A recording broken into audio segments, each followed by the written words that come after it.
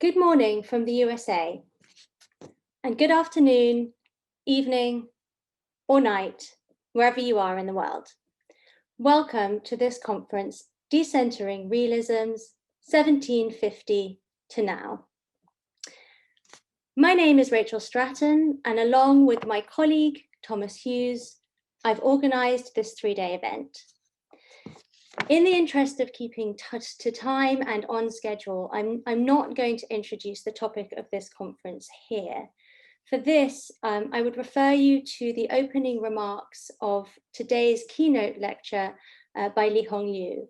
It's available to access through the Courtauld Research Forum event page or through the link you will have received via email. Just before we hand over to our chair for today, a few words about the format of the day. After the four live speakers in today's panel have finished, they will join our keynote, Professor Liu, and our chair for a roundtable discussion. You will be able to ask questions to any or all of the panelists using the chat feature.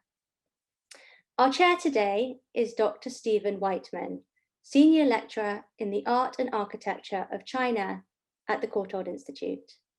Dr. Whiteman's research and teaching focuses on the visual and spatial cultures of early modern China in their global contexts. Over to you, Stephen. Thank you, Rachel, and thank you, Thomas, as well, for organizing this exciting conference over the next 3 days. It's my great pleasure to welcome you all as well to this first panel this afternoon. We will be hearing from 4 speakers, and I will introduce each before they give their talks and then hand over to the speakers, come back for the next. And then, as Rachel mentioned, at the conclusion of the 4 lectures, today's 4 speakers and Professor Li-Hong Liu from the University of Michigan and I will all have a roundtable in which we very much welcome your questions, comments, and contributions via, I believe, the chat. Feel free to put questions in the chat as we go along. We may not have time for all questions during the conversation. I will try to select questions in particular that offer the opportunity for responses from multiple speakers, and questions that we can't get to if they're specific about a particular paper. We'll be sure to pass on to the speakers to try to address in another forum. So in any case, please do keep that in mind as you think about questions that you might like to offer, but add them at any time during the talks. Our first speaker today is Julia Sucklin. Julia is Research Fellow at the Department of Art History at Maastricht University in Brno, Czechia. She specializes in 20th century art and visual culture in Central Europe, with a particular interest in cultural production in and about peripheries, women artists, and intersections between art, popular culture, and commerce. Her current research focuses on vernacular modernism, nostalgia, and the avant-garde, and is part of the collaborative project Continuity Rupture, Art and Architecture in Central Europe, 1918 to 1939, funded by the European Research Council. Julia holds a PhD in art history from the Courtauld Institute and an MPhil in Czech from the University of Glasgow. Her recent publications include Simple Entertainment, Die Musket and Weak Anti-Semitism in Interwar Vienna, published in Visual Anti-Semitism in Central Europe. Excuse me, please. And A School for Becoming Human. Excuse me. A School for Becoming Human, the Socialist Humanism of Irina Bolova's Bauhaus Photographs, published in Bauhaus Bodies, Gender, Sexuality, and Body Culture in Modernism's Legendary Art School. Now I have the pleasure of passing over to Julia Sucklin. Thank you so much. Thank you also to Rachel and Thomas and the Research Forum for organizing this event. I'm sharing my screen. So this is one of those papers that were finished and then I found new material and realized it had to go in some different way. But I hope that as a work in progress, it will still offer stimulating discussion.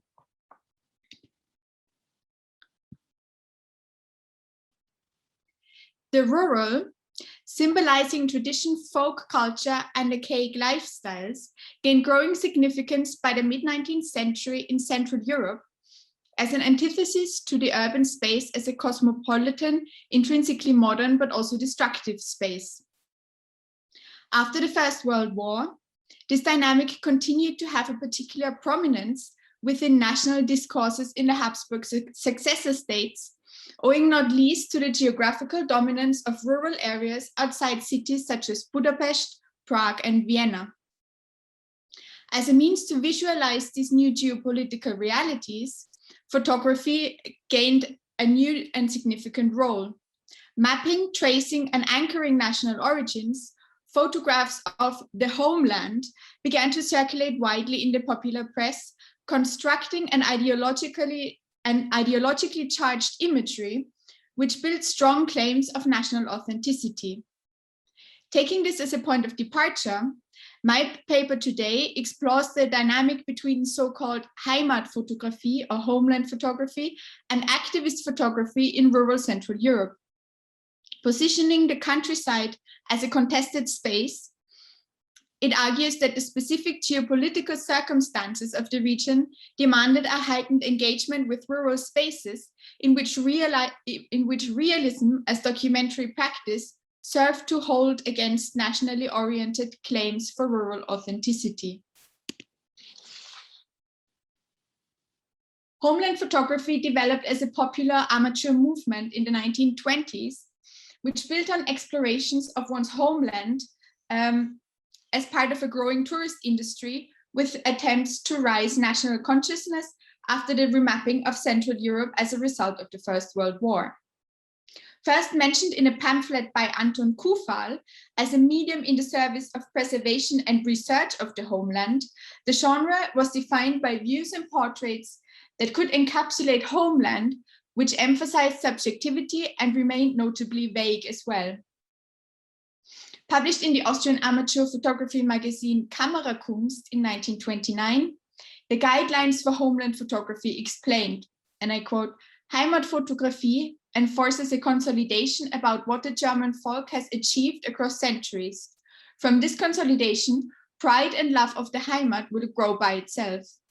The joy in the beauty of Heimat will be awakened." End of quote. In this vein, homeland photography was to visualize personal view, which, though created from personal sentiment, would collectively show a homeland in its variety. Bolstered by the rise of affordable cameras and illustrated and photography magazines during the 1920s, such as Krasy Slovenska or das österreichische Lichtbild, a vast production of homeland photographs erupted, often tied to equally popular activities such as hiking and mountaineering tours, which aside from sublime rural landscapes, set farmers, country fairs, and folk traditions in focus. While homeland photography has almost exclusively been tied to a reactionary German and Austrian cultural context, similar practices gained popularity across Central Europe. In Czechoslovakia, the best known example for this is the work of photographer, filmmaker, and musicologist Karel Blitzka. Born in Vienna to Czech parents, Blitzka studied in Prague, and after the founding of the first Czechoslovak Republic in 1918, began to work for the Slovak national organization Matica Slovenska. There, he collected folk songs and the musical traditions of the Slovak lands with an ethnographic focus.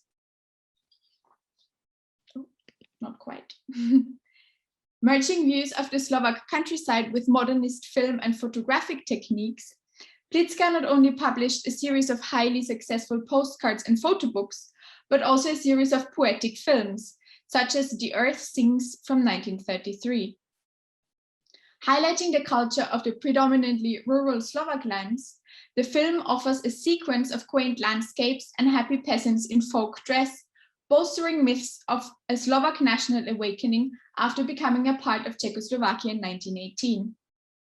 As Blitzka was working for Matica Slovenska throughout this time, his images closely corresponded with national ideals of Slovak homeland, but instead of employing pictorial tropes, such as a softened image focus, his images had a notably sharp focus, were closely cropped and with attention to detail, in order to emphasize ethnographic veracity. Indeed, regions such as Chichmani, where Blitzka produced much of his work, became highly popular with tourists, promoted as an opportunity for live engagement with a native culture on the verge of extinction. The Slovak photography specialist Aurel Rabušitsky even called the area a Slav Tahiti for its popularity with artists.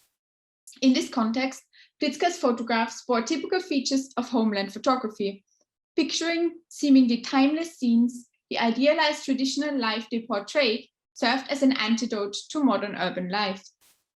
While its initial purpose may have been ethnographic, therefore, the popularity of Blitzka's work was tied to the rural life of bliss they seemed to display, vacillating between ethnographic pictorialism, the precision of new objectivity, and popular advertising. Needless to say, these highly popular idyllic depictions of the countryside were far from the social realities of its inhabitants. Including some of the economically weakest and most underdeveloped parts of Czechoslovakia, social hardship was right. Additionally, rural communities were much more diverse than the exclusive image of a native Slovak land allowed for. Contrasting the focus on a homogeneous Slovak population in homeland imagery, Eastern Czechoslovakia was home to sizable Hungarian, Ruthenian, Jewish Orthodox, and Roma communities, which rarely found representation. Under these auspices, modernist photography in rural Czechoslovakia developed a strong second facet. Using the camera as a weapon, to use the term of the activist photographer Irena Blühova, social documentary photography aimed to document the difficult realities of the countryside. Interrupting idealized views by drawing attention to people's struggles within them, activist photographers such as Blühova formulated strong visual counterpoints to homeland photography set in line with the ideals of the international work of photography movement. Aside from social documentary photography's links to activist projects of a generation of young avant-gardists sympathizing with communism, its role in Czechoslovakia has rarely been explored. Simultaneously, the idyllic visions of homeland photography, not least through their strong contextualizations in 1930s Austria and Germany, are framed within right-wing popular culture, which sought to offer escape while visually eradicating difference of any kind. Yet while the two seem diametrically opposed, social documentary photographers also produced homeland photographs. Engaging in an interplay between these two, seemingly contradictory practices, they thus did not depart from idealized views as propagated in the popular press completely. Rather, they added a realist dimension to it. Beyond representing activist documents, therefore, their rural realism served to visualize the contradictions within the rural landscape. In this light, Blühova's work, as one of the most diverse in this respect, suggests that at the intersection of modernist form, ethnography, and reportage, rural realism offered a means of mediating seemingly contradictory depictions of rural Czechoslovakia. Blühova was born in 1904 into a large Jewish family in Považská Bystrica, today in central Slovakia. After attending a nearby grammar school, her family could no longer afford to pay for her schooling, so the 14-year-old began to support herself as a secretary and a bank clerk. While she was forced to support herself at such an early age, education continued to play a vital role in her life, and growing up to speak Slovak, Czech, Hungarian, and German, she had access to a wealth of literature, and her determination to obtain an education was soon complemented by keen political interest. At age 17, in 1921, she joined the newly founded Czechoslovak Communist Party, through which she initially organized meetings and strikes and prepared and distributed flyers. Around the same time, she also began to photograph as an amateur. Works such as Keying Fashion, dating from 1926, show a clear, if not particularly pronounced, aim to experiment with image composition, placing the skiers not at the center but to the right of the image, Their long-drawn shadows stretch across the field of snow passed by the skiers in a playful shadow game. At the same time, the image adhered to the conventions of touristic photography as records of sports achievements and peaks climbed, mapping and tracing explorations of the countryside. Yet Blüchowa's photographic activity soon also collided with her work for the Communist Party, where she expanded her propaganda activities camera in hand. Untrained and with an office day job, Blüchowa represented a typical work of photography in a way, who often did not come from the proletariat, but were strongly represented by clerks and office workers who used their amateur photographic skills in the service of leftist politics. In 1928, Hungarian intellectuals in Bratislava founded the leftist cultural organization Charlo, or Sickle, which initiated an ethnographic and sociological survey of Carpathian Ruthenia, one of Czechoslovakia's most underdeveloped regions. In groups, people went on excursions to collect data about employment, working and living conditions, child labor, and food provisions. Together with photographic documentation, analysis of the findings were published in newspapers and magazines to draw attention to difficult living conditions and to call for improvement. Blüchowa, alongside two other documentarians, Barbara Sigismondi and Rosa Földi, was one of the most prolific contributors to these surveys. Blüchowa captured images that focused both on social disadvantage and traditional country life. Between 1926 and 1936, she produced reportage series about child labor and the unemployed, as well as a series of market fairs and traditional crafts, such as basket weaving. Her images from the 1920s are a striking mixture between reportage and ethnographic views that are both emotive and sensitive in their treatment of the photographed. The youngest cowherd from the cycle Children and Child Labor shows two young children looking after a small herd of bathing cows. The picture plane is horizontally divided between land and water, and the two children, together with the cows, form the focus of a triangular composition. Shot from a slightly raised position, the little girl at the image front is out of focus, adding a sense of movement. The photograph has been cropped, suggesting that it has been produced with strict attention to compositional conventions as they were advised in contemporary photography magazines. Similarly, Children Without Shoes shows a composition with a group of boys lining up against the wall. Further back, a traditional village church underlines the rural character of the setting. The children are quite clearly aware of being photographed, yet they do not seem arranged to pose. Blüchowa presents us with a subjective realistic viewpoint in which form and composition emphasize content.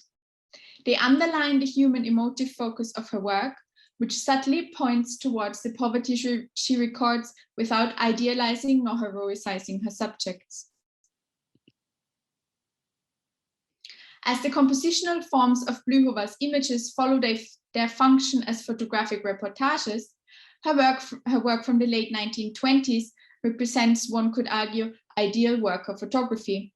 Realistic, dynamic, set to record the daily life of the proletariat, and seemingly honest in the way that Blüchowa neither denies her subjective viewpoint nor her presence as a photographer. In a sense, Blüchowa's documentary photographs are so extraordinary because they occupy a space in between, even in consideration of her local contemporaries. In comparison to Sergei Protopopov's chiseled miners, which capture strong male bodies at work, Blüchowa's photographs appear more natural and bound to the local particularities of rural Czechoslovakia. At the same time, ethnographic aspects in her work, such as gingerbread from the fairs cycle, are removed from the idealizing work of ethnographers like Karel Blitzka, as the close-up and diagonal angle shots show the traditional sweets, the gingerbread, in a modernist light. Soft but avoiding the picturesque and rooted in a local culture without idealization, Blüchowa developed a photographic style that rooted in between worker photography and the modernist experiments she encountered, modern but never privileging form over the human subject. After spending a period of study at the Dessau Bauhaus in 1931 to 32, Blühova returned to Czechoslovakia and continued to produce photographic reportages in the poverty-stricken eastern part of the country. From this time onwards, Blühova's work also extended to photomontages, which were often published anonymously. An example from the cover of the Yearbook of Slovak Poverty in 1933 indicates the practices she adopted in the dual environment between communist politics and the Bauhaus. Less explored, however, are Blühova's contributions to tourist publications and works that had a stronger ethnographic focus.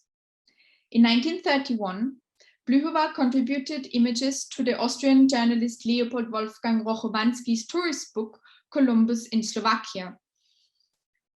An enthusiast of Slovak folk culture, Rochowanski played an important role in promoting Blitzka's film The Earth Sings in Vienna, and after establishing contact, began to work on a book to bring Slovak culture closer to a German-speaking audience, supported by the Czechoslovak Chamber of Commerce.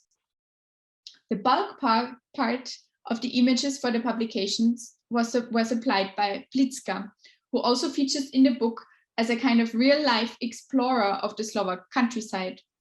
Showing a hands-on approach to exploration, Blitzka's journeys and difficulties in collecting songs are described, and he features in several photographs behind the camera and in conversation with his actors for The Earth Sings. Though always distinguished from the local population by way of dress and different camera installations, Blitzka represents a friend of the ordinary people, who tell him their long-preserved songs and let themselves be photographed after overcoming their initial shyness. As the reader is told, and I quote, "Simple people have a strong distrust of machine," end of quote. Even though Slovakia's rural population is allowed to speak occasionally, they are cast as noble savages, instrumental in fulfilling an ideal of Slovakia as a blissful and rural land. Blühova's contributions are fewer than Blitzka's, but they apply a similar aesthetic. Corresponding with conventional and long-established models of folklore documentation, Blühova adjusted her focus on the human figure as an ethnographic record. Taken at a time when she photographed more extensive series of folklore traditions, including works such as embroidery and salbodosh, her contributions to the travel guide underline a wider concern with rural life, which mediated between her activist documentary practice and ethnographic focus, as well as a focus on special occasions and festivities, which also played a significant role in Homeland Photography. At the same time, Blühova, however, also remained politically active, supported the Communist Party with photographic reports, and organized and participated in social photography exhibitions in Czechoslovakia and Hungary. Given the simultaneity with which Blühova engaged in these diverse activities, which straddled between a critical activist view of rural Czechoslovakia and the promotion of the same region as an idyllic tourist destination, her images at once extend and challenge the work of photographers working within a decidedly more nationalist framework. Rather than pronouncing the diametrical opposition between Homeland Photography as an intrinsically nationalist project and social documentary photography as its realist activist counterparts, the two converged as joint aspects in Blühova's work. What then might this tell us about conventional divisions between idealizing visions of national authenticity and the social realism of activist photography? In a new country that grappled between tradition and modernity, while also experiencing a strong cultural upsurge, realism was subordinated to national idealism in popular cultural production. Yet even those whose work challenged the dominant visual practices integrated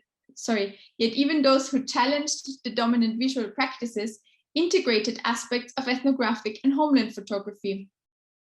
Instead of departing from conventions of the rural space as a location of folk culture and archaic lifestyles, therefore, the rural realism of photographers such as Blühova nuanced the idealization, yet still upheld local frameworks in line with the recent national emancipation. Thank you.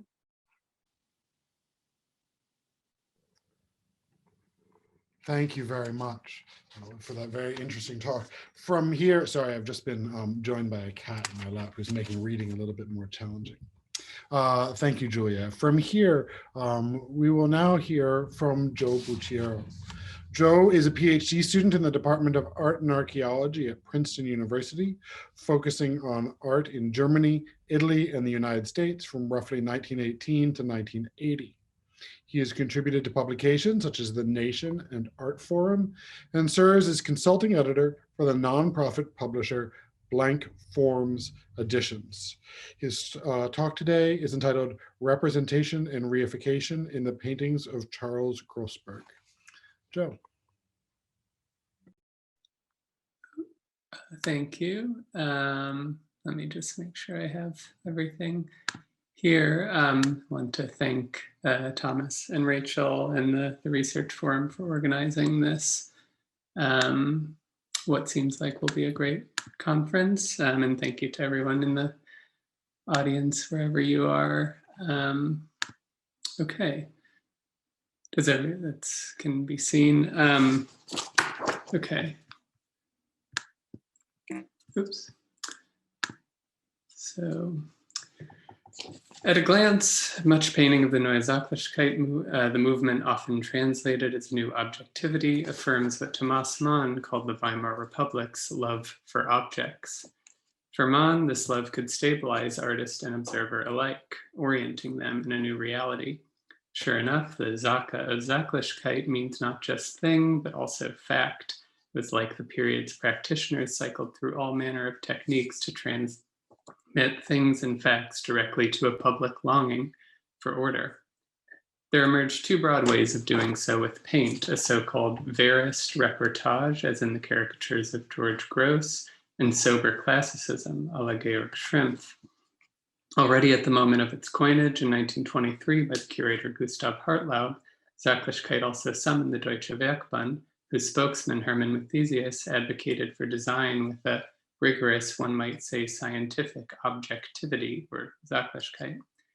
If paintings by Gross and Schrimpf bear no resemblance to Werkbund objects, it's nevertheless tempting to adapt the former to Matthesius's artistic aim, which boiled down, in his words, to a strong dose of realism. Realism, facts, objectivity, as with Mann's love for objects, these terms serve to reconcile the human subject with the modern world. It was important, as Georg Simmel had suggested a decade earlier, that a new objective culture flourish without breaking from the existing subjective culture. But do the effects and content of Neue Sachlichkeit paintings stoke that separation instead? Many canvases appear not to ground the subject, but to distort them, hold them at a distance, or often remove them altogether. With no one left to love these objects, they seem rather to have a life of their own.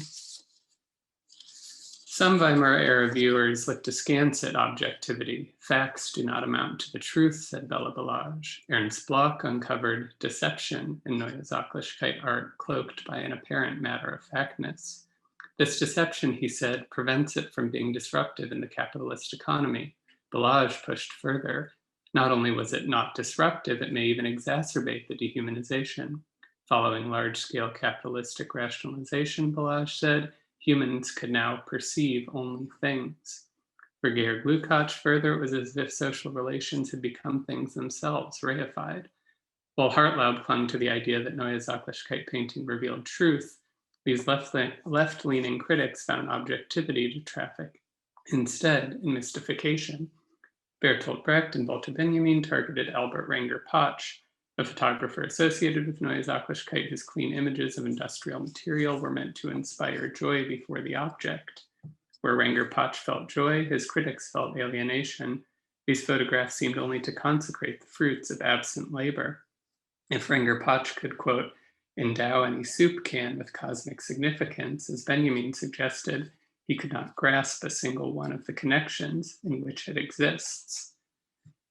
Few artists in interwar Europe seemingly embraced modern objects at the expense of modern subjects, like the painter and draftsman Karel Grossberg. Trained at the Bauhaus in 1919, Grossberg adapted the school's focus on craft to paintings that depicted machines and architecture. Like many at the early Bauhaus then, he held the new and outmoded in tension, modern objects rendered with traditional technique. This approach endeared Grossberg less to the new vision than Neue Sachlichkeit, notably to its primary dealer, Karl Nierendorf.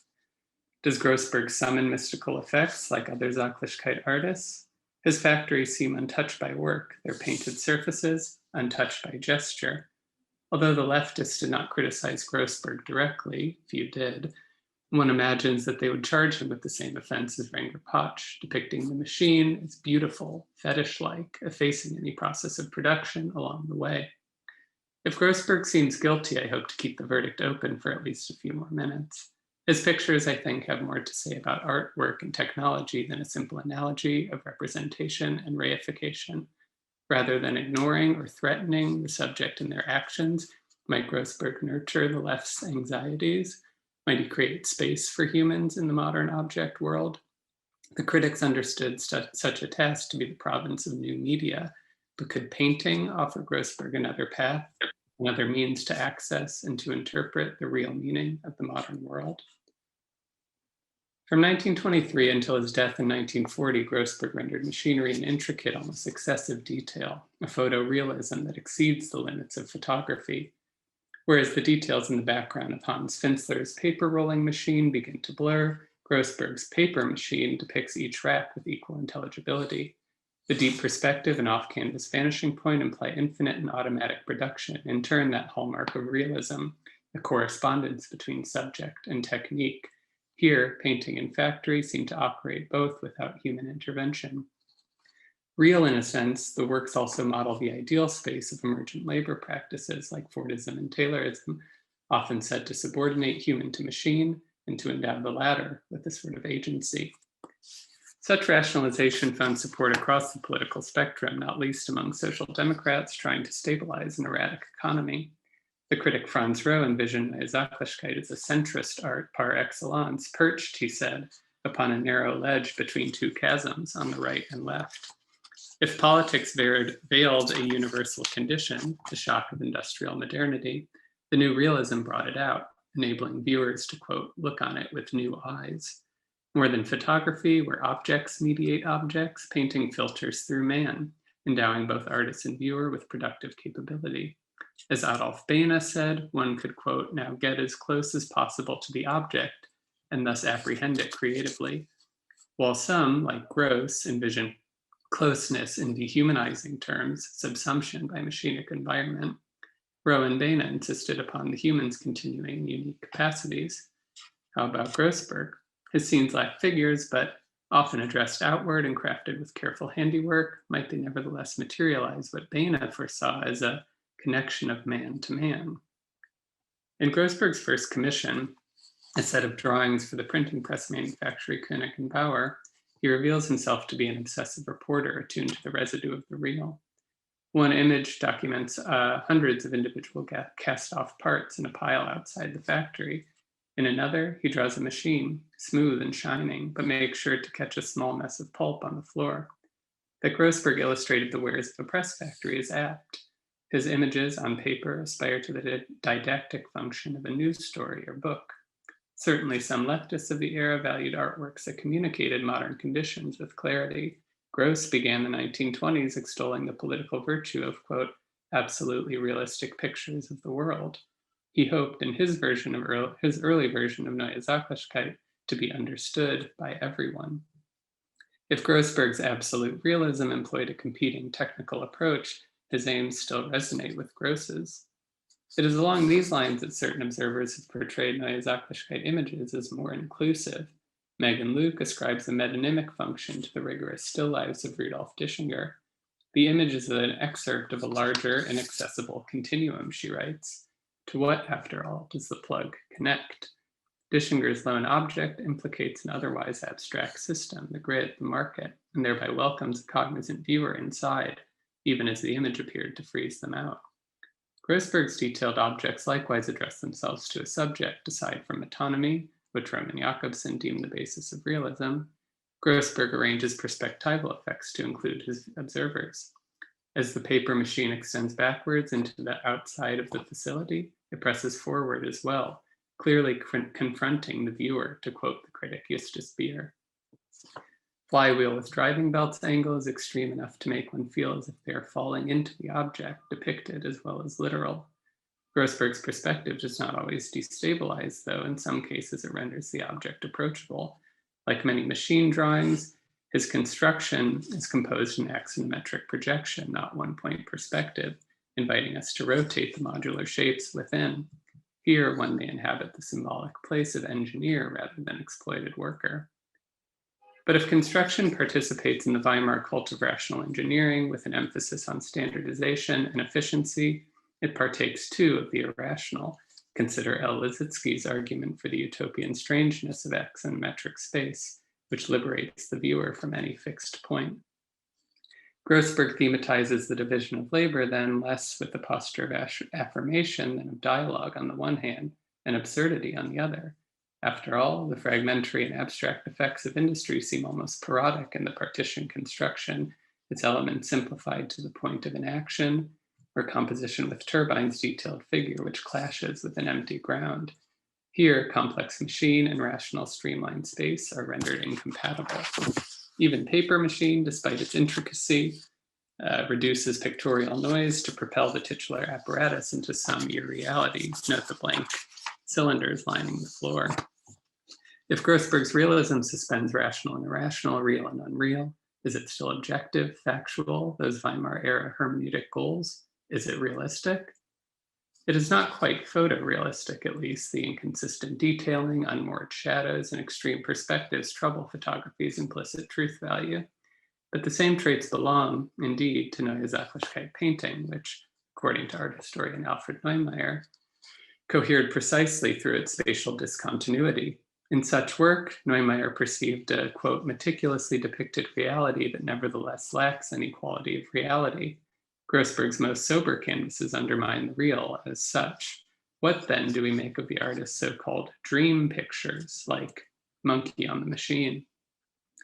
The indoor scene appears entirely disjunct from outside, not least because the spaces retain their own imprecise vanishing points. Whereas linear perspective affirms the human and humanist subject, Neue Sachlichkeit threatens to cast them loose once again, to the point that they are banished altogether, perhaps on a path toward de-evolution. Frederick Taylor, aware of his method's dehumanizing effects, referred to workers as trained gorillas. Some have suggested that the dream pictures take place at night after the workers have gone home. Consider Steam Broiler with Bat, a nocturnal creature. But the scene here, or in Renaissance, points to a less ephemeral situation. It evokes more a world become outmoded, perhaps the result of a catastrophe. The Decameron's opening pages provide a fitting image. When humans can no longer work, oxen, asses, sheep, goats roam freely, Boccaccio writes, and then return home as though possessing the power of reason without any shepherd to guide them.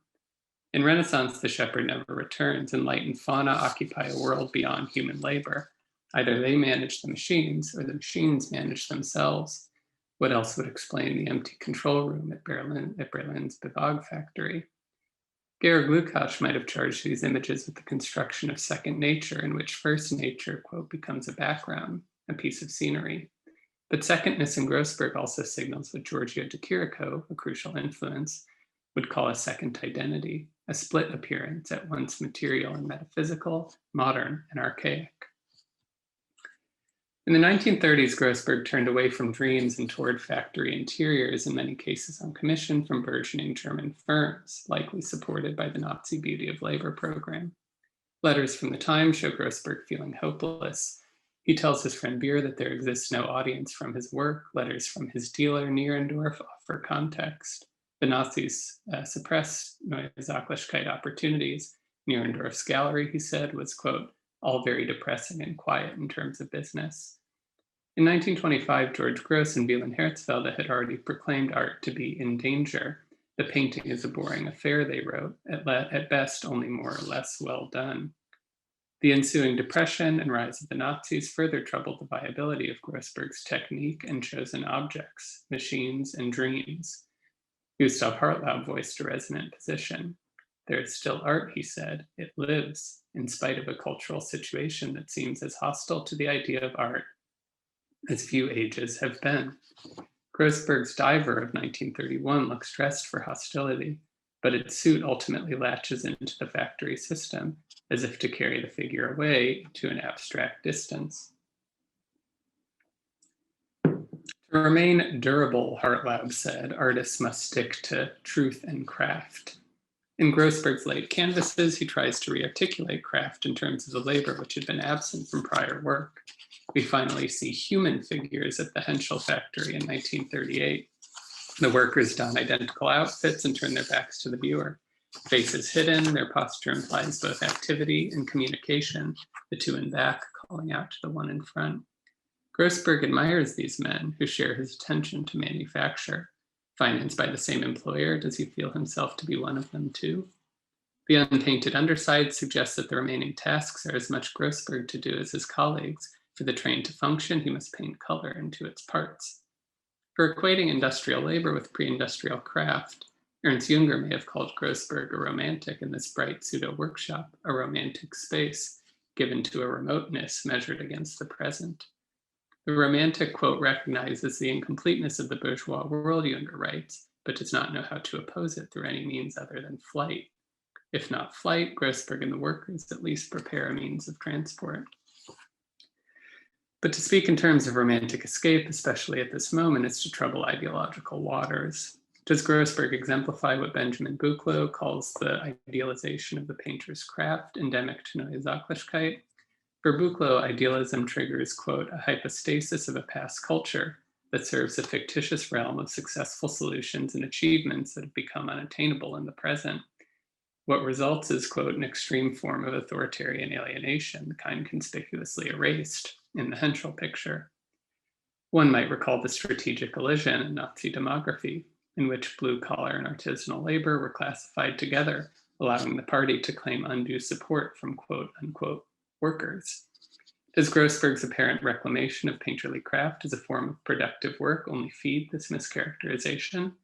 If not fascist, perhaps visible as the social democratic embrace of rationalization, a belief in the system rather than the man, as Mary Nolan says. Yet rather than pledge allegiance to a form of modern technocracy, Grossberg opens the phenomenon to question what kind of work remains vital in modernity. Unlike Fordism, where 19th century work ethic was reconciled with 20th century technology, Grossberg holds the contradiction intact, on view. He did not quite idealize the past, rebuffing viewers who downplayed the role of machines in modern life. They do not want to admit that the immense wealth of new forms in the world of technology has also fundamentally changed the subject of art, he once said. Still, his images betray a vexed relationship between subject and technique. Renaissance, in which monkeys play around with a radio device, deploys a trope of his work, staging the failure of past cultures and techniques to cohere with current times. It no longer seemed possible, as Andrew Hemingway writes of precisionism, to, quote, compress the new world that embodied humanity's second nature into the genre of painting that more than any other had articulated the mythology of the first.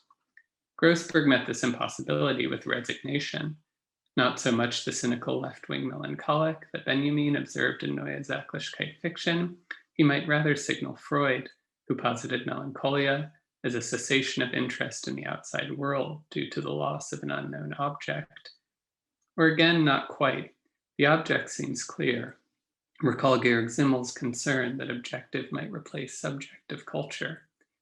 Art maintained a privileged place in this divide for Simmel. Self-sufficient totality, unlike industry, had forged a union between the two sides. This union may have appealed to Grossberg, but could he still produce it? Would it matter if he did? In 1928, Hugo Sieker articulated a common position. Photography, he said, would make an achievement like Dürer's patch of grass meaningless today. Grossberg had lost that quality for which Franz Roh valorized Neue Sachlichkeit, its creative capacity, its ability to cull new meaning from both human and world. It is worth mentioning by way of conclusion that Dürer's famous Melancholia provided a pictorial model for Grossberg. See the animals in his steam broiler.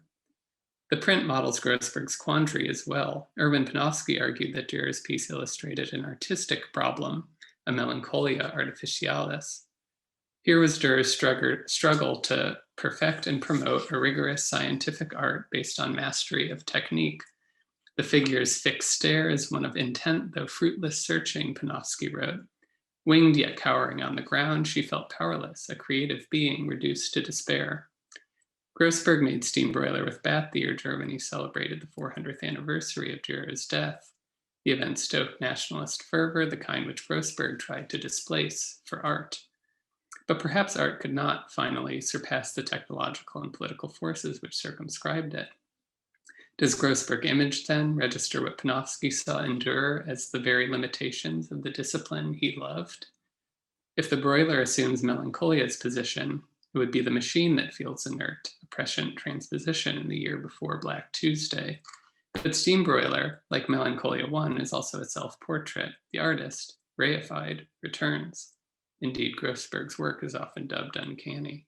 I want to look at one last painting in this light.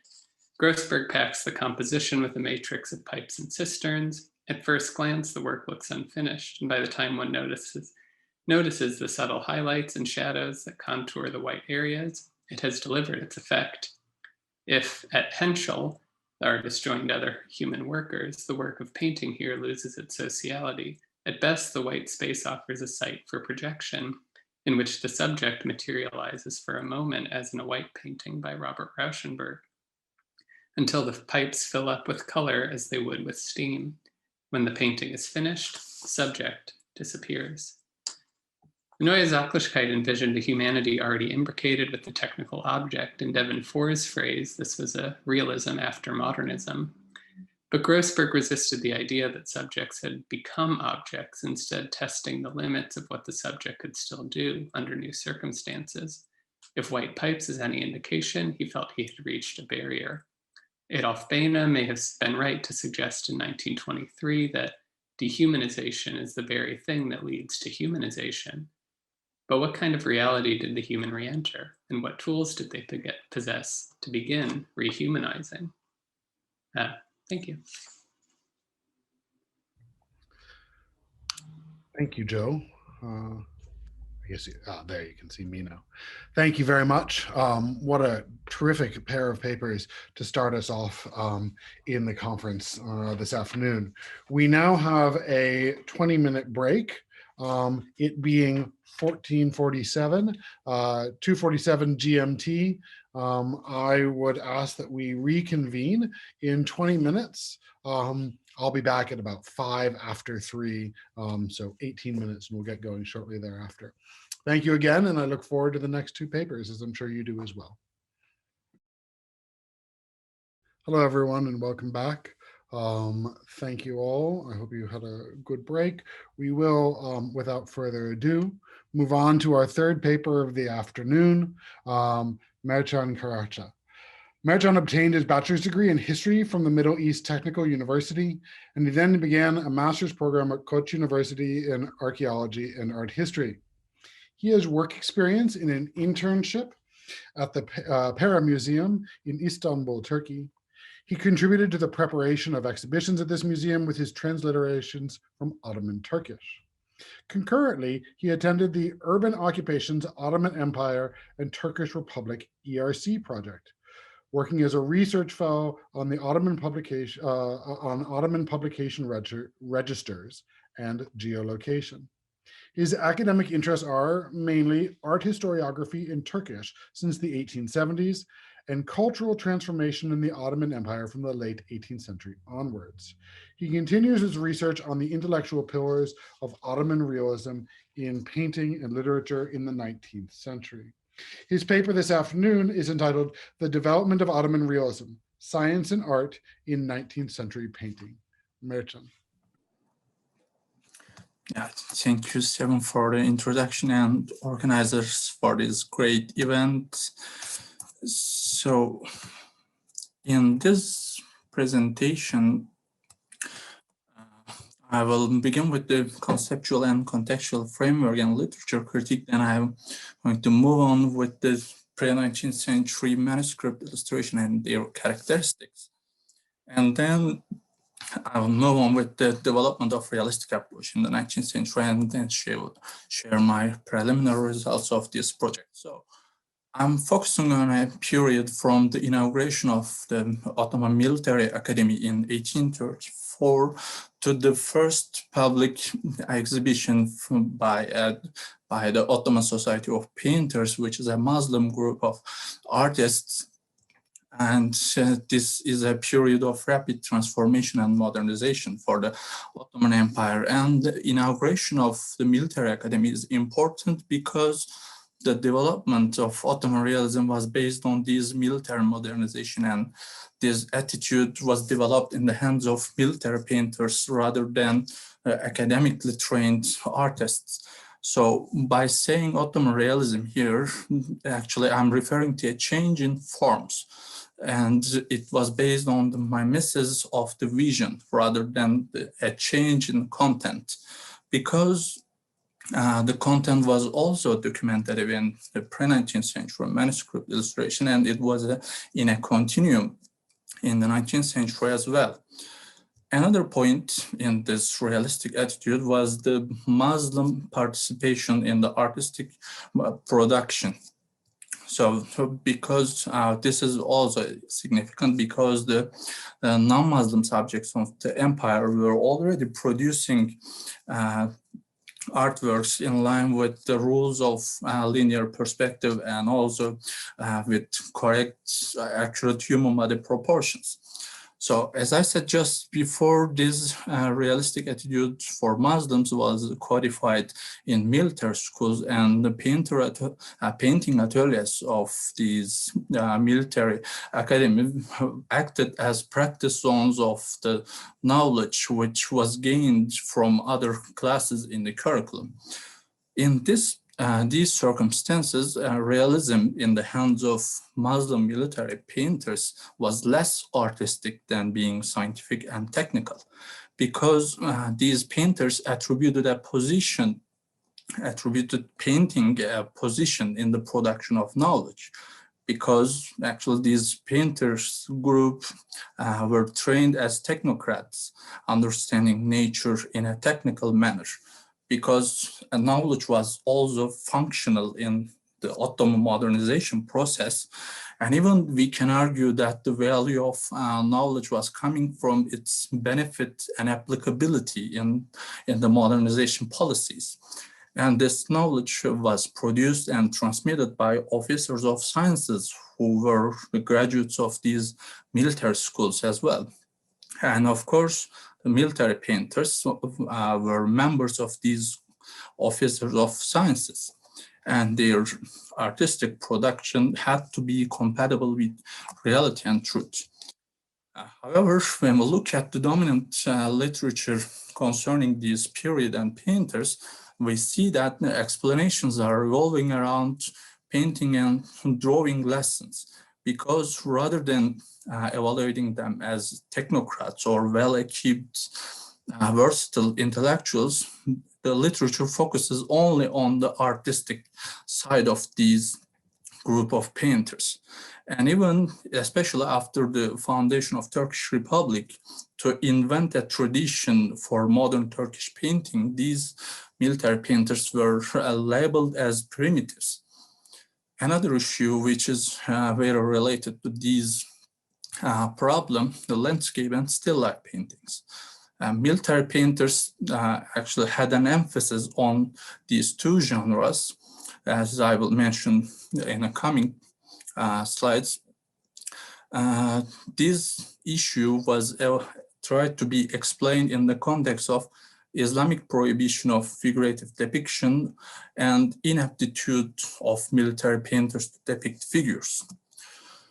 So when we come back to the pre-19th century, we see some characteristics in the manuscript illustrations. They mostly accompanied the text and illuminated the narration in these manuscripts. And these paintings were based on overlapping perspective and stylized form. However, they were always documentative and documented the the narration and the social conditions around it. For example, in this 16th century painting in the Book of Arts and Skills, we see all of these characteristics in the painting. And the painter's aim here is in a limited area for painting in a manuscript to display the largest possible area at one time, actually. Because of this aim, rather than employing the viewer's gaze with linear perspective rules, he employed the multiple gazes at the same time and reflected the space from different angles. We see the same attitude in the topographical paintings as well. Again, we are looking at a 16th century example, but this is what we are actually looking at, a map and a painting at the same time. We are seeing the city from different angles through multiple gazes, and we see also the topographical conditions of the city at the same time in one painting. 18th century was a transformation period for the Ottoman painting.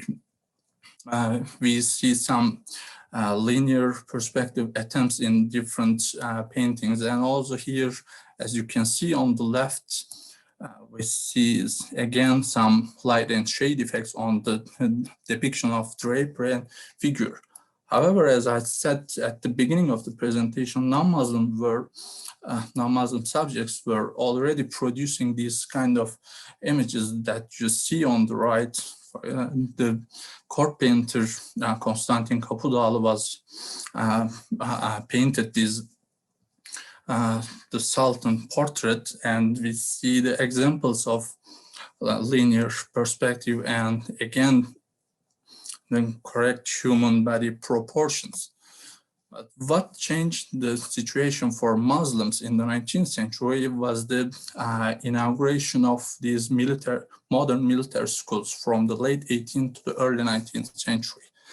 Here I'm going to focus on the Imperial Military Academy, Mektebi Harbiye, in terms of the arts history. We don't see any particular painting or drawing classes in the academy level.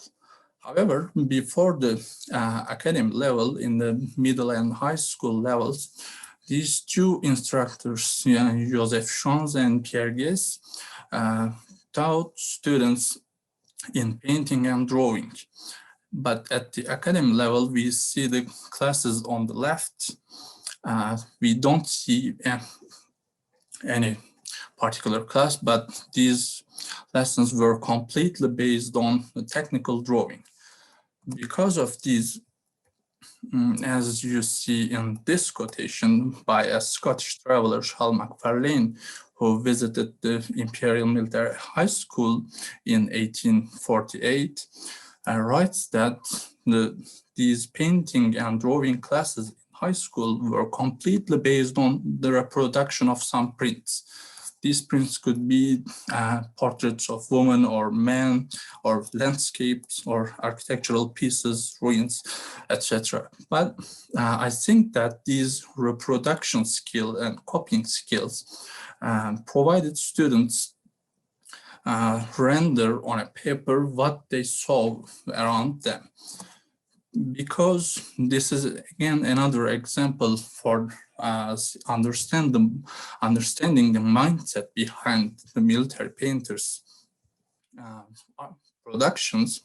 Osman Nuri Pasha, who was the painting instructor after Joseph Schwanz, together with Pierre Guess for more than 30 years, he wrote a geometry book just before his appointment as a painting instructor. And in the preface of this book, he says that military power is essential to defend the land and to serve Islam. The fundamental element of this new military system is geometry. So what kind of an understanding and functionality taught students in the military school is really obvious here. And when we look at the the academy level classes, such applications, we see the examples how they studied or worked in the field.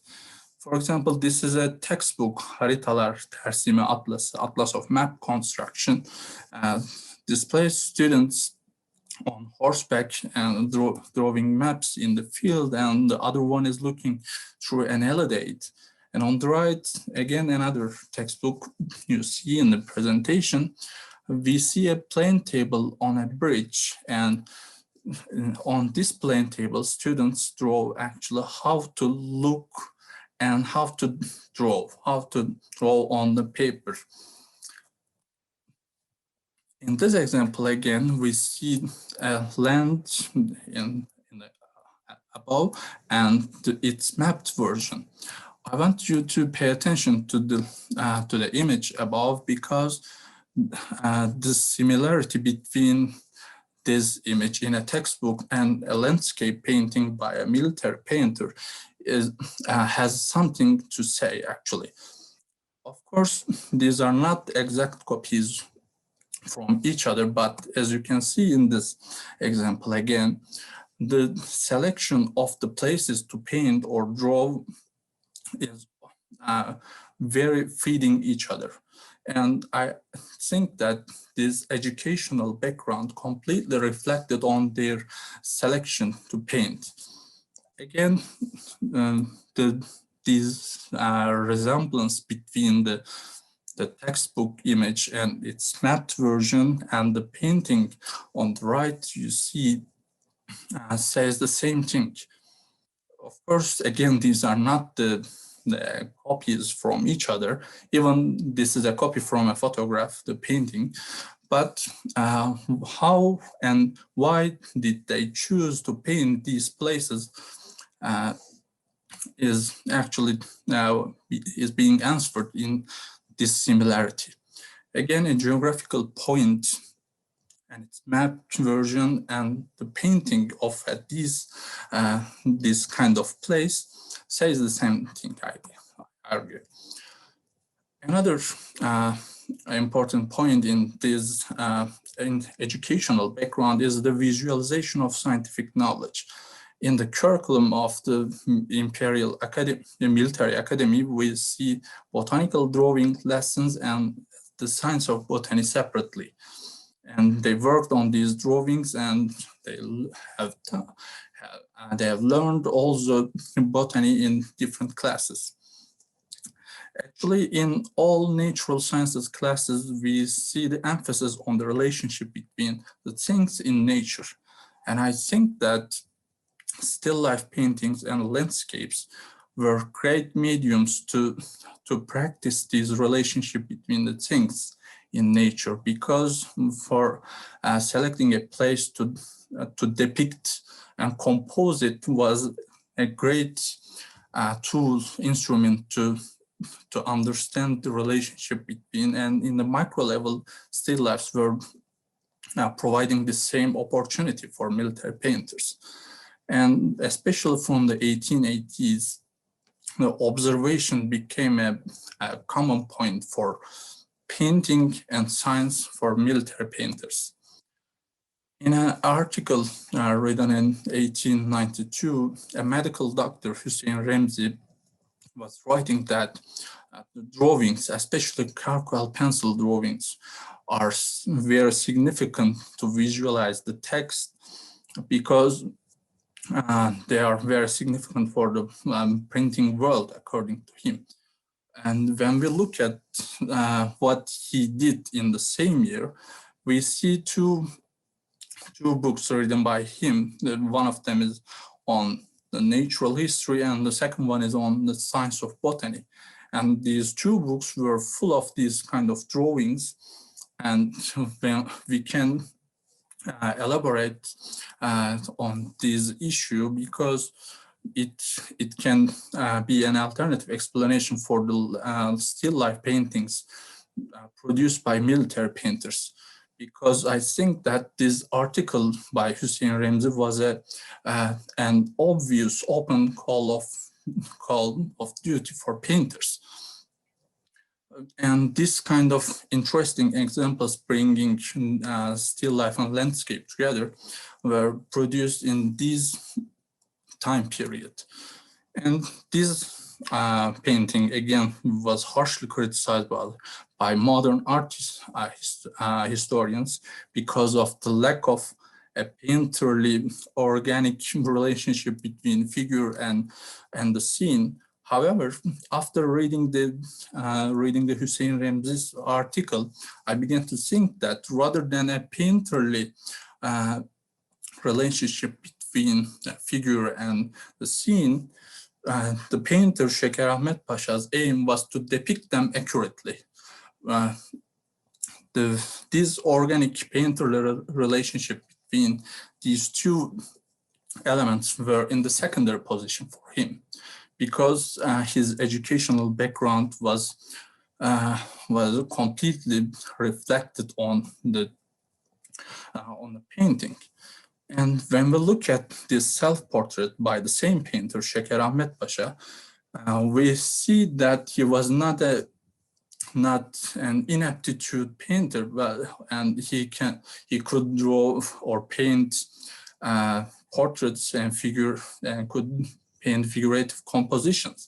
But I want to say that the landscape and still life paintings, as I tried to explain in this presentation, were much more functional for them, and their emphasis on these two genres were reflecting the modernization dynamics of the Ottoman Empire. So to conclude, I want to say again, the artistic concerns were in the secondary position during the development of realism in the hands of military painters. Of course, I don't mean there was not an artistic concern, but these artistic concerns and the seeking for a painterly art production was about the history of individuals, not institutions or movements or the generations during the 19th century Ottoman modernization. They were especially put emphasis on these artistic concerns after their retirement, not during their official years as court painters or instructors in the military academies. So because of these social and historical background, we have to go beyond the boundaries of art history, and we have to grasp the dynamics of the Ottoman modernization in a wider perspective. Thank you very much. Thank you very much. What an incredibly rich talk. Yes, you can hear me. And now for our fourth speaker this afternoon, we will hear from Niharika Dinkar. Niharika teaches art history at Boise State University and is interested in the intersections between art and technology in 19th century South Asia. She is the author of Empires of Light, Vision, Visibility, and Power in Colonial India, published by University of Manchester Press in 2019. Her work has been published in several journals, including Art History, Oxford Art Journal, Marg, and Social Scientist. Her awards include fellowships from the Getty Foundation and KHI Florence. She is currently working on an archaeology of cinematic practices involving the animal in 19th century visual culture. This afternoon, Niharika's talk is entitled Colonialism and the Crisis of Representation, Realism and its Legacies in India. Thank you very much, Niharika. Thank you, Rachel, and thank you, Thomas, for organizing this. Some really, really interesting papers here. So I'm looking forward to the conversations. In India, realism has been used as an umbrella term for the entry of Europeanized visual practices in Indian art, associated primarily with oil and easel painting, but extending across to other media, including prints, sculpture, and decorative objects. Beyond the visual arts, realism has also been associated with the innovations made in theater with the advent of the curtain and the proscenium stage and illusionist backdrops. In literature, realism has been associated with the development of the novel form. Art history associates realism with the aesthetic movement born of the same name in mid-19th century Europe. But what has been elided in European art historical debates on realism is the power it wielded in the colonial world and the attraction it garnered as a truthful mode of representation. In colonial modernity, the question of realism is a particularly vexed one that takes on the additional burden of being the language of the colonizer and is therefore treated alternately with suspicion or enthusiasm. Realism has consequently been defined in terms of a Western colonial intervention, and inscribed in its history in India has been the struggle to both acknowledge its impact as well as undermine its stranglehold. It has been described alternately as a surrogate realism, xenorealism, mimicry, or bourgeois realism.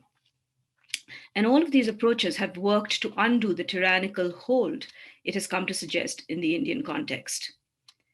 The artist most closely associated with realism is Ravi Varma, whose legendary skills in mastering European oil painting granted him a larger-than-life reputation, so that he is often recalled as the first modern Indian painter.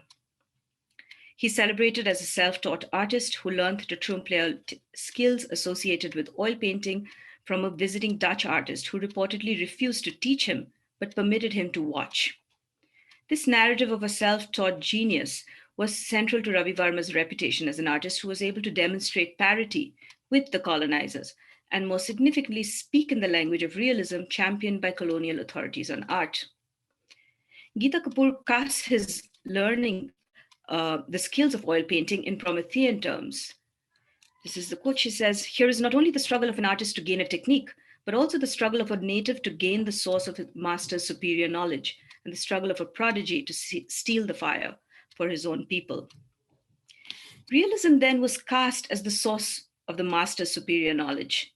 And this fact was underlined in colonial writing that took a dim view of the fanciful depictions of Indian art as lacking perspective and chiaroscuro, that is, in lacking realism. And this is sort of just a selection of the kind of views about Indian art lacking in perspective over a large period of time. Hindu mythological figures had long been derided as unnatural, the much maligned monsters that Partha Mitra has described. What is significant to a discussion of realism in India is how such depictions of Indian art as unnatural were internalized by artists and writers. A contemporary of Ravi Varma, the writer O.C. Menon from Burma's home state of Kerala, wrote in the preface to what is assumed to be the first Malayalam novel, Indulekha, from 1889. So it's an example of the close imbrication of realism in art and literature. And this is what he writes in the preface. He says, "Before people here saw and began appreciating oil paintings of the kind that were done in Europe, they used to take pleasure in images of Narasimha Murthy, which is Vishnu as half man, half lion, that were impossible in reality. Representations of Sri Krishna standing with his legs twisted in a way that no ordinary biped could manage. Today, many of those people have tired of such depictions and admire oil or watercolor paintings that depict people or animals or other things in their everyday form. The closer the artistic reproduction is to the natural model, the greater the honor and admiration for the artist." O.C. Menon indicates how the fabulous character of Hindu mythological imagery struck false in an age enamored by oil painting and its promises of a truthful rendition. In terms of subject matter, then, realism was marked by the humanization of characters from mythology and undoing of the multi-armed gods and goddesses that had been derided in colonial art criticism as monstrous and fanciful. In terms of form, realism was inseparable from illusionism, with perspective, chiaroscuro, and the construction of a believable space, lending credence to the idea of realism. The enthusiasm with Ravi Varma's brand of realism lasted through his lifetime. But upon his death in 1906, the techniques of trompe-l'oeil were repudiated by an emerging nationalist movement of painting in Bengal. In 1908, E.B. Havel, an arts administrator associated with the nationalist artists at Calcutta, dismissed Ravi Varma's realism. It's difficult to understand whether the popularity of Ravi Varma's works is to be attributed more to the common realistic trickery, which he has borrowed from European painters, or to his choice of Indian subjects. But certain it is that his pictures invariably manifest a most painful lack of poetic faculty in illustrating the most imaginative Indian poetry and allegory. And the cardinal sin is not to be atoned for by any kind of skill in technical execution. Havel took aim at the British system of art education in India that ignored Indian tradition of fine arts and served as a stultifying influence in drawing upon a curriculum from Britain. As principal of the Calcutta Art School between 1896 to 1906, he replaced classical antiques used for art education with examples of Indian art. But significantly, life study was not disbanded, and the direct study of nature and the human figure were encouraged. The goal, he said, was to absorb the more abstract spirit of Eastern artistic thought. As he wrote, the spirituality of Indian art permeates the whole of it. The nationalist movement that gathered around Calcutta in the first decade of the 20th century instead invoked a pan-Asian ideal, coalescing around the Tagore family and their embrace of the Japanese art historian Kakuzo Okakura's ideals of the East. Okakura saw the arts of Asia as interconnected and in opposition to Western art. This was notably posed in terms of a binary of an Eastern spiritualism and a Western realism. And a religious connecting thread of Buddhism was seen to permeate a common Asiatic consciousness. Okakura's turn to the Tagores and India was based on a similar rejection of westernized academic art in Japan, termed yoga, against his vision of Nihonga, which expressed an Oriental idealism. The Bengal school artists looked back to the past for inspiration. The 5th century murals at Ajanta were avidly studied, as was the Mughal past of the 16th and 17th centuries. Aligned with this pan-Asian aesthetic, a mystic spiritualism emerged as the defining characteristic of nationalist Indian art. The difference with Western aesthetics was seen to lie in the different conception of nature and reality of the Indian artist. While they said that Greek artists took as the model an ideal physical type of an athlete or warrior, Hindu artists sought their ideal in forms that transcended nature into something supernatural and divine. Their ideal type was said to be embodied in the figure of the yogi, and the central philosophy of Indian art was seen to be dhyana yoga, or spiritual contemplation of the divine. The Bengal school artists expressed their rejection of Western realism in painting by using thin washes of color that negated the physical body and tended to dematerialize figures. Drawn from Japanese painting, this involved literally soaking the painting in water after each layer of color was applied and then dried out so that the colors diffused and blended. At the end, the form would be touched up and modeled with a few highlights. Abanindranath Tagore, one of the foremost artists of the Bengal school, invoked the inner eye in his paintings, rejecting the observable world and investing the works with a sense of ambiguity. The sheer inspecificities of form in his paintings, washes of color, smoky shadows in the background, hazy contours of the figures with delicate wispy frames, all intended to look beyond form and unravel layers of mood and emotion that apparently lay beyond the work. This rejection of realism was made in the name of a nationalism, which is to say that it claimed a greater affinity to the Indian art of the past than Ravi Varma's realism, which was derided as an imitation of foreign practices. Ravi Varma's paintings were deemed inauthentic in as much as they could not adequately represent bhava, or the poetic emotion or mood that was deemed to be an essential quality of Indian art. These debates on authenticity and Indianness of art diffused by the 1920s, but for the first 2 decades of the 20th century, an assertion of a national identity through art was paramount for these painters. What I want to suggest in the remainder of this paper is how this debate over the legacy of Western realism in Indian art might be more productively addressed through what has been called the crisis of representation in modernism. The crisis of representation has been viewed as a quintessential European predicament, associated primarily with the vexed relationship between realism and modernism in the arts. In the many analyses of the problem of the crisis of representation, it pertains on the one hand to a loss of faith in the real, or a breakdown in the shared consensus of the nature of reality, which necessitates a change in form. On the other hand, the crisis of representation is also seen to stem from a loss of faith in language as a vehicle of meaningful reference to the world, prompting the modern experiments with language and form. This second aspect of the inadequacy of language to represent the real relates most poignantly to the experiences of colonial modernity and the crisis induced by the hegemonic imposition of the language of the colonizer. Gayatri Spivak's notion of an epistemic violence that results in the loss of the subaltern's voice was essentially a formulation about such a crisis of language, whereby the mother tongue is rendered mute in the face of a powerful imposed language. While we've been accustomed to thinking about this loss of language in the literary and oral register, it is equally true of the visual arts, and one might view realism as the imposed language of the colonizer that prompts a crisis in representation and a loss of faith in the ability of vernacular visual modes to express meaning. As such, the many debates over the most appropriate language to convey an idea of the Indian past and a concomitant idea of an Indian ethos were essentially experiments with visual form and prompted by a loss of faith in indigenous language to make claims to truth.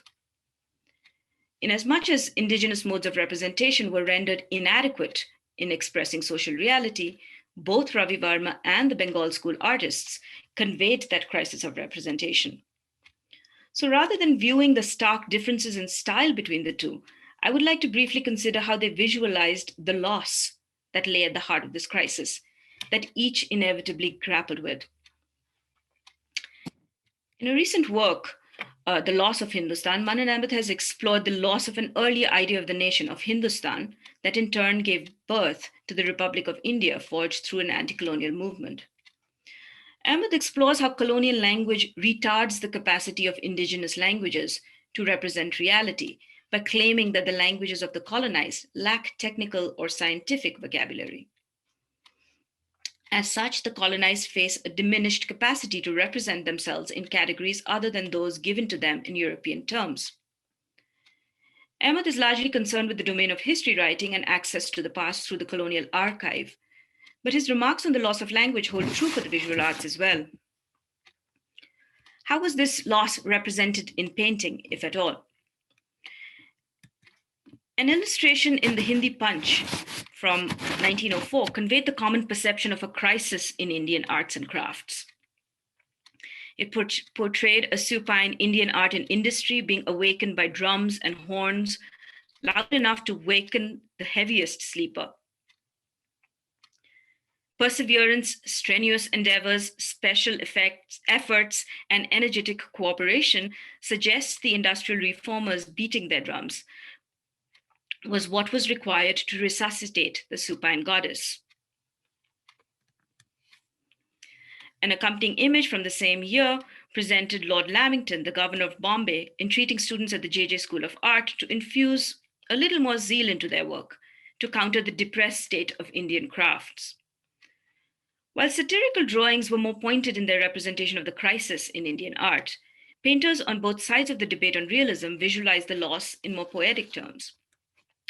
In the case of Ravi Varma, the crisis of the nation in servitude was inevitably figured on the female body, in a conflation of the body of the woman with that of the nation. In this painting, in Jatayuvad, for instance, the demon Ravan, who is traditionally represented with 10 heads, is here humanized and captures the goddess Sita in an allegory of the captive nation. This occurs in a gamut of other works featuring the captive goddess, a theme that had much dramatic potential in academic painting and resonated widely with viewers. Here are a couple more, including the humiliations of Draupadi. On the top, the protagonist from the Mahabharata who was betrayed by her husbands over a game of dice. And he did a whole series of paintings on her trials. And the one on the right of the demon Indrajit capturing a goddess. Abanindranath Tagore, too, dwelt on themes of loss, and like Ravi Varma, this was often figured on the body of the woman. Both, for instance, painted scenes of Sita in captivity. Tagore's version was characteristically ambiguous and featured his trademark smoky washes of paint, with Sita turning her back to the viewer and holding onto the barred window where she was held captive in Lanka. Ravi Varma's version of the same scene of Sita in captivity saw her seated in grief within the Ashok Vatika, the forest in Lanka where she was abducted and taken to by Ravan. She is surrounded here by darker-skinned Adivasi women, indigenous women, and there is a whole other question of caste that is depicted here that I will leave for now. A review from 1908 praised Tagore's subtle treatment of the scene. Quote, "This visualizes her imprisonment and sadness as the garden of the Ashoka trees could never have done." Despite the difference in treatment, both rely upon common iconographies of loss from the past. Sita's captivity resonated as an allegory for a wider state of the nation.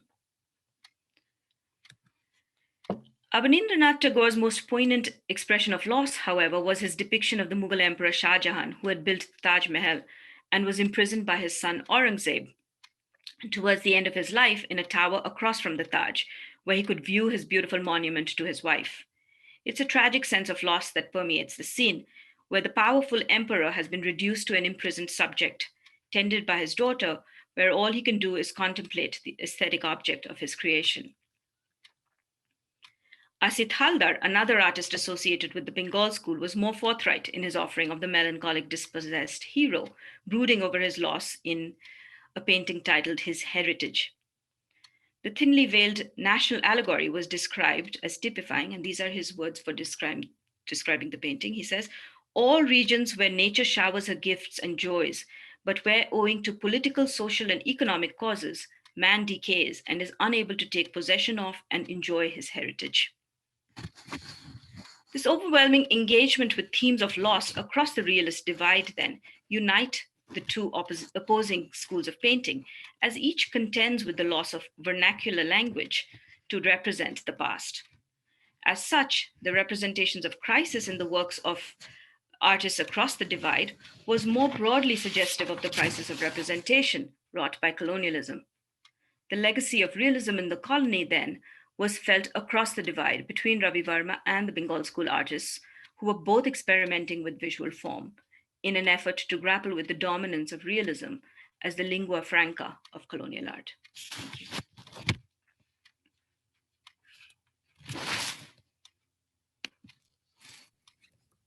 Thank you very much, Niharika. There we go. Thank you very much, Niharika. That was wonderful. And thank you for providing such a wonderful segue to the next stage of our discussion this afternoon.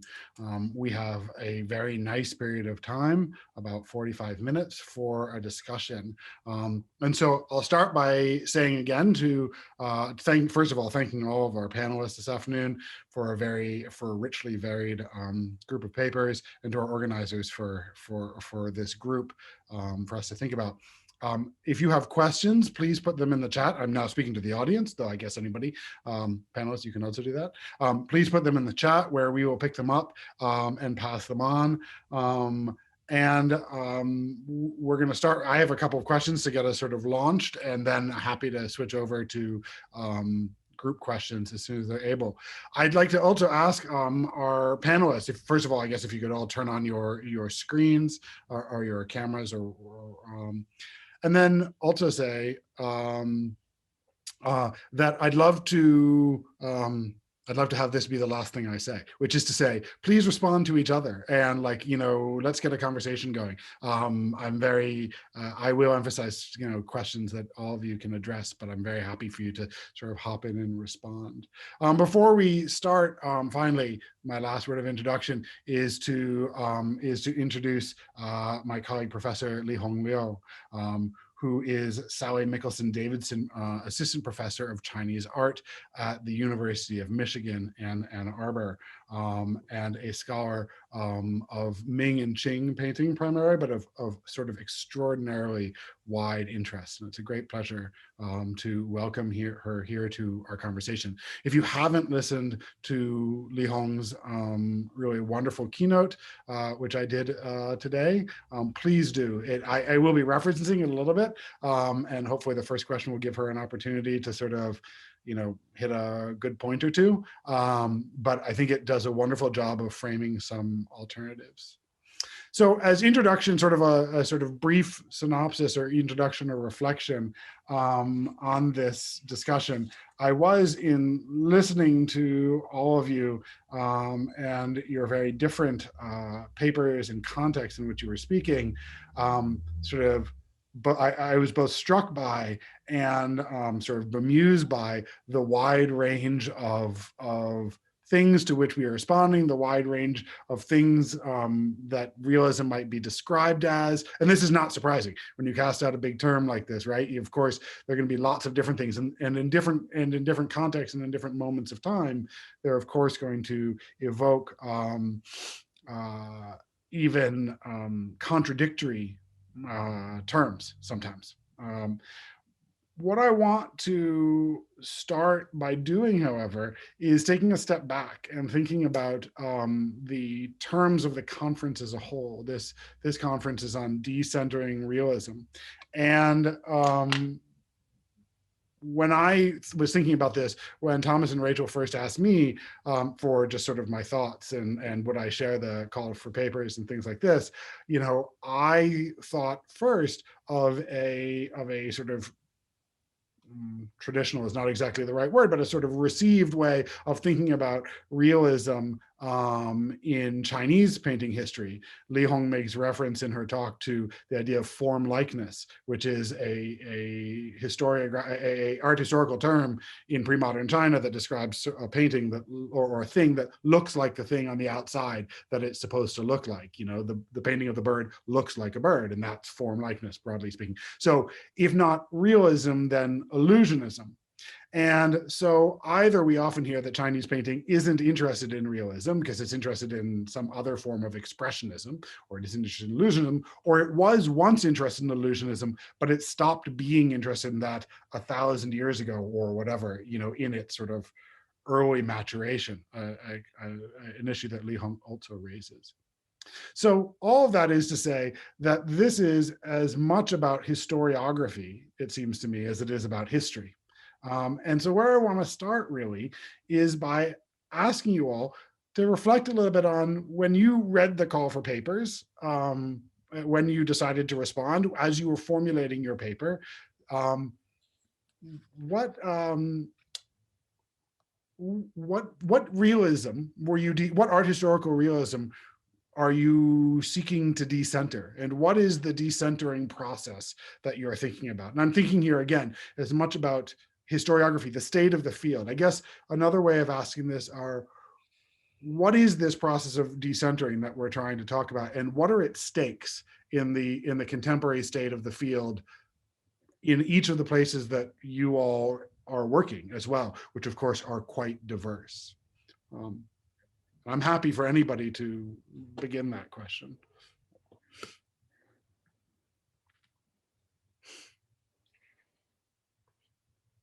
Yeah, Julia, please. If I may. So realism, I started looking at it because I've been working on social documentary photography before. And what really struck me when I was working on the paper was when I became more interested in Homeland photography, that in a way,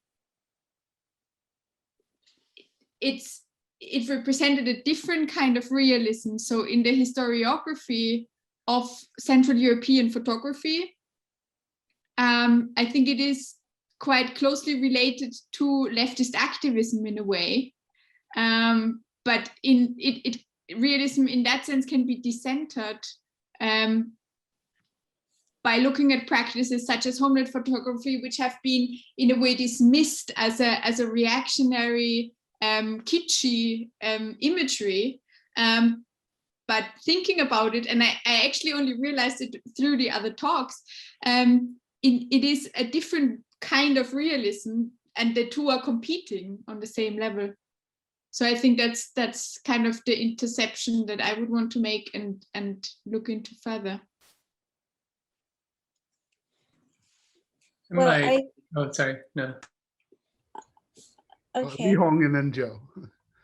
Okay, so thank you, Stephen, for recapturing the lecture a little bit here, and I feel obliged to respond to that comment a little bit. So I think for me, what is at stake are two things. One is historiography, another is about how to redefine realism in art. So for the historiographic significance, of course, this is in a nutshell, I try to shift away from the horizontal narrative of historiography to say there's a stylistic genealogy from the early period to the later period, and then there's an arc of development, and which was originally a model based on the narrative of European art to say there's an arc of development. And of course, the Renaissance will be the peak of that kind of representational approximation to the natural world. And all the way to Impressionism and modernism. So that kind of historiographic narrative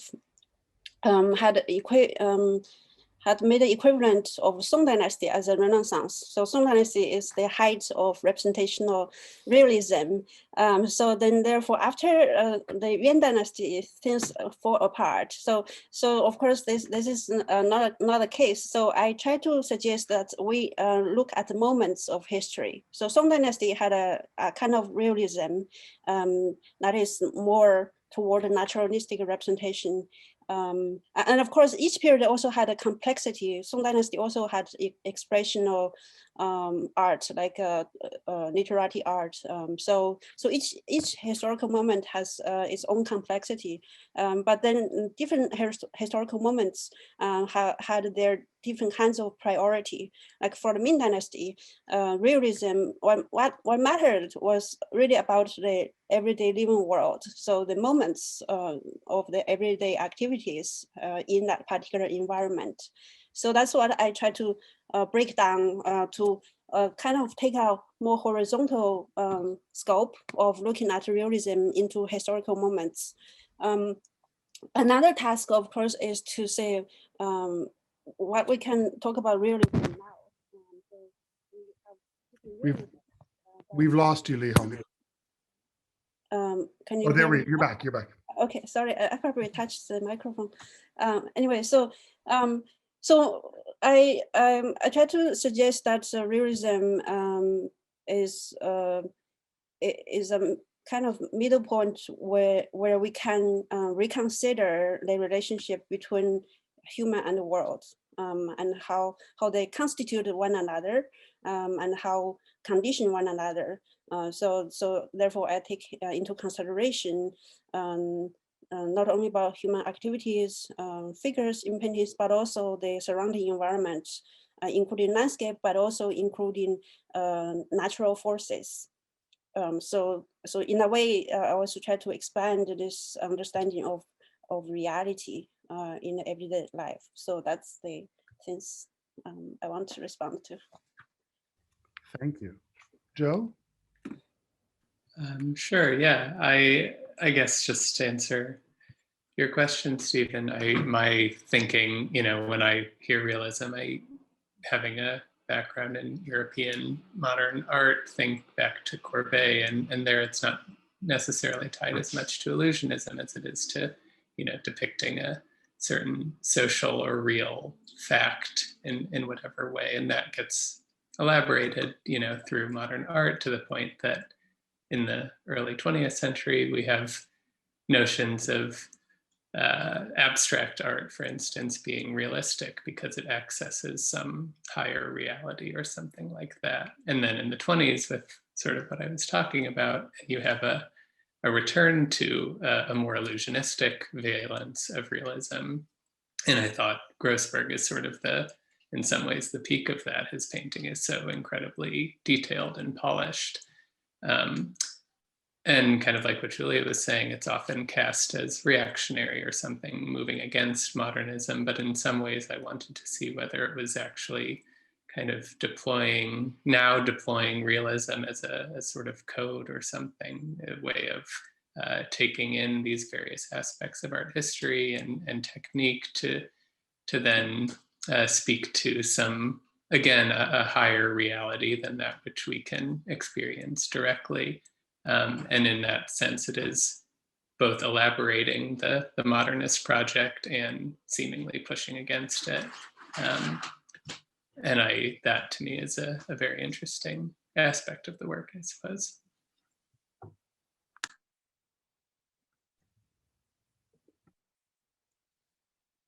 Whoops, I'm muted too. There you go. Sorry. Yeah, so in terms of what I was seeking to decenter, so I've been working on this artist, Ravi Varma, for a while now, and he was sort of a classic case of somebody who falls through the cracks, in as much as the kind of style that he is this sort of, firstly very cheesy, but also sort of, it's something that doesn't fall under the domain of, when we think of realism and we think of, all of the sort of the European corpus of realist works, something like this wouldn't fall under that. It would be academic realism, and it's often called academic realism in India as well. But on the other hand, it doesn't even fall under sort of, even within Indian art, even though he is sort of celebrated as this first modern artist. As I said, after his death, he gets completely sidelined, and then this new school of nationalist art comes about, and that becomes sort of the canonical official art, art from that period. And so somebody like Ravi Varma sort of kind of falls through the cracks, and then leaves that question of realism sort of unaddressed. And it has a huge impact because, Ravi Varma, because he was so cheesy, was also very popular. And so there were many prints of his works that were circulated. And I think that answers some of the questions in the chat box as to who was viewing these works. His prints was something that really popularized his work. So there is a kind of a brand of realism that kind of seeps into the wider, visual language of artists, and it's coming in through the art schools, and it's being adopted by the painters, but yet it is resoundingly rejected in terms of thinking of what a nationalist Indian art would be. So for me, that was the question of it being, on the one hand, unaddressed from the point of view of European realism, as well as from the point of view of Indian realism. And so the stakes was actually trying to think of a wider idea of the global impact of something like realism had in across the world. So yeah. Just lost my screen. Merton, would you like to? Yeah. Actually, when I saw the call for papers, I had a problem with art historiography in Turkey, actually. I began to work on the early Republican sources on the 19th century art, and I saw many problematic discourses, actually. Even I saw in one of the articles that I read, one of the Ottoman authors was writing that the classical manuscript paintings are the childhood period of the Turkish art. So this kind of discourses actually were placed in the earlier Republican period in Turkey. So I began to seek for a counter discourse. And when I checked the early sources from 16th and 17th century Ottoman literature and art text-based publications, manuscripts, I saw that kind of discourses like someone who paints a peacock actually seems to me like as if it was alive. So they had a different type of and different perception of reality. So they look at a miniature as if it's alive. But another one from the early 20th century says that it was a childhood period of the Ottoman or Turkish art. So there is a problem in the perception of reality here. And it was totally related to the understanding of Westernization in Turkey, because art historiography tried to connect the Turkey's Westernization to the past and attributed a progress to the history actually, and it created problematic discourses. And regardless of the perception of the time or zeitgeist, and we can say that they tried to reconceptualize these realisms, reality, and the stylistic reflections of these understandings.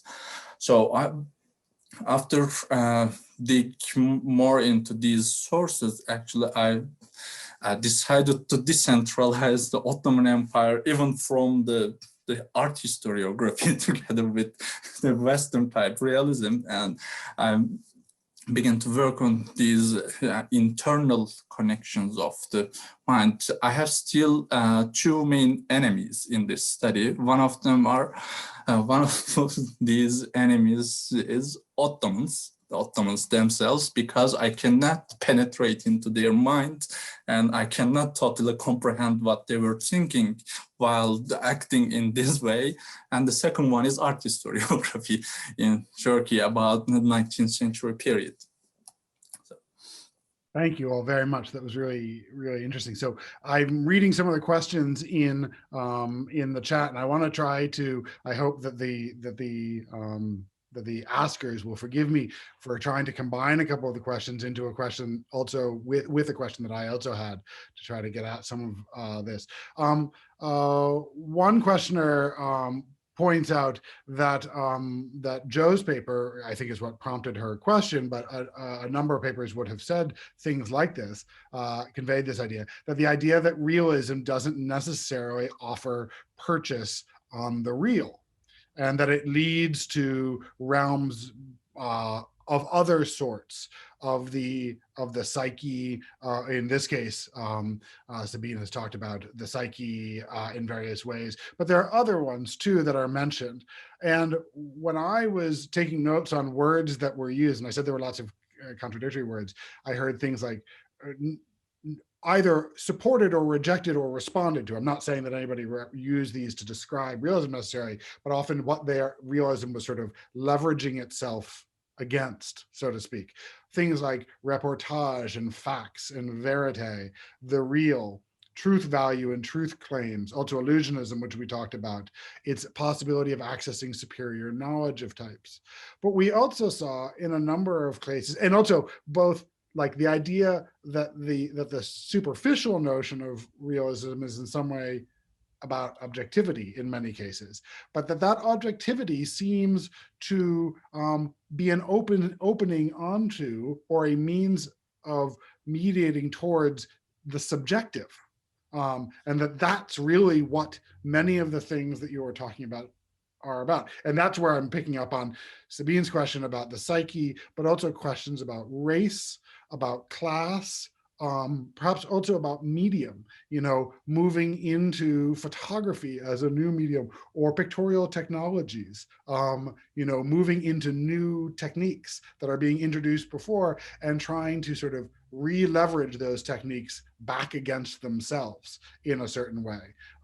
The discourse that Niharika and Merchan are both talking about seemed to me to be a sort of refolding in a certain sense, as sort of trying to figure out what the weapons of the colonizer, how those can be used back against themselves, perhaps. Maybe you would disagree with that characterization. So what I really want to say in sort of this sort of winding way is, what about this idea of the various subjectivities the types of subjectivities, and also the sort of ways in which many of you seem to be talking about ways in which we get towards non-normative media or perspectives, non-ideal media or perspectives, and how realism seems to sort of work, can be used against itself almost, if that makes sense.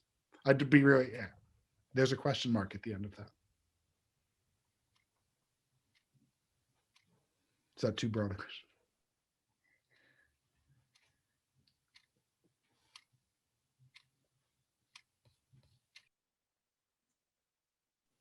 Please, Julia, save me from my sense that I have to. Sorry, I just hate awkward silences. Yeah. No, but what I was going to say is one of the things that struck me also when listening to the papers was it was a lot about whether something might seem amateurish and through that more or less realistic, and that really resounded with the kinds of photographs that I looked at, because I thought a lot of the claims of truth on the one hand within activist photography was precisely that they were untrained and thus more realistic because they could show the world away from a kind of trained view. I think that was one perception. But on the other hand, I think that Homeland photography as a kind of popular kitschy genre also pushed through a kind of realism that tried to get to a kind of highly emotionalized aspect of the world, but also because it tapped into documentary and ethnographic photographs. So it had this kind of element of the scientific attached to it. And within that, a longer historiography, such as I was thinking of the Kronprinzen work by Crown Prince Rudolf, which tried to map the national cultures of the Habsburg Empire in lots and lots of volumes using photographs which were then made into engravings. So I think it's this interplay between not being trained and thus being in a political sense, in an activist sense, realistic, but then on the other hand, using this kind of very scientific view of photography merged with the subjective, with a highly emotive subjective viewpoint that creates the more popular brand of it, I would say. So I would like to say something about medium and also about objectivity or subjectivity. So for my case, I try to suggest that a painting and the reality, they have mutual evocations. So of course, that's from the quote I showed in the lecture. Painting is like what is real is like painting. So what is behind this discussion is that painting capture the reality in a spontaneous or instantaneous way, just as Julia just said, without much controlled precision. But it's just this very spontaneous response to what's happening. So capture the fragments and moments of what's surrounding the painter. That was considered what was real. But what is real is like painting means that painting, what is perceived as real is already implemented with certain painterly sensibility, so to speak. So there's a kind of coalescence between observation and the informed eye that can conjure up the reality as if it's already a painting. So there's a mutual evocation between these two realms. But what is more important in my case, in the mid-Ming period, is that painting was considered actually as the more viable medium for showing reality because it's immediate and also it has communicative efficiency. It also can cut across social strata. For example, women, children that was mentioned in the commentary for poetry can understand it because it has this it has this immediacy, and it's also legible. So and it has a kind of sympathetic subject for the viewer as well. So that's why painting surroundings and the events in the community, also the subject matter also was part of that kind of realness to its audience. For the subjectivity and objectivity issue, I think, of course, this is very much current intellectual inquiry in many discussions, including in philosophy. For example, in what's called a speculative realism, philosophers really try to grapple with what is objective and what is subjective. And one of the speculative realists, Harman, suggests that this kind of realism is really about a cosmic layer of the psyche. So cosmic layer of psychism. Of course, this kind of thoughts also have its limit. For example, when the crafting of knowledge utilize phenomenal perception, like the microcosm I showed in my lecture, which is to turn the inaccessible, like the atoms, particles, photons, visible. So it totally changed the scale of perception, and thus changed the accessibility of the what was called the undermining object, and it turns it into a perceivable object. So I don't think they deal with that kind of transmutation. But what is important, of course, is to reflect on what I would prefer to say, this sense of ecological self. Of course, this is a term used in ecological criticism to suggest that the self is manifested in the instances and the fluxes of the material world in an ecological process. So I guess ultimately this is an effort to combine or to mitigate ontology and the epistemology, what we can know and what we cannot know, what we can do with what we cannot know with what we know.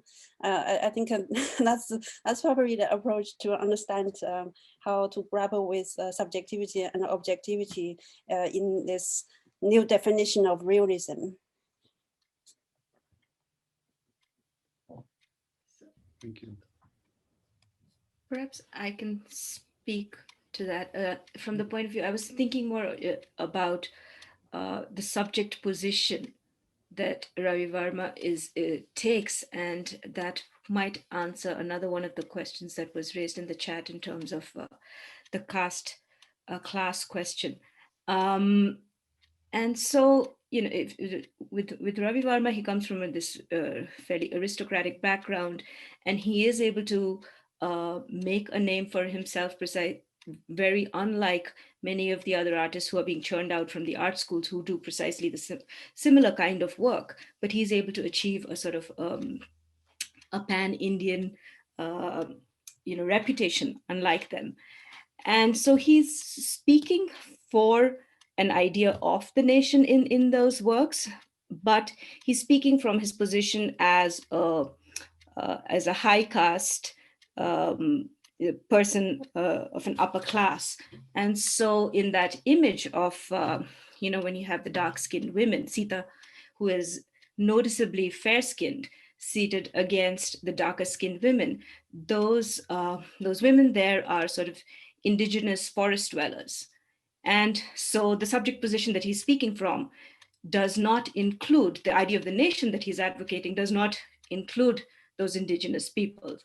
And so, it's made in the name of that, of Sita, who would appeal to this upper caste, upper class consciousness. So and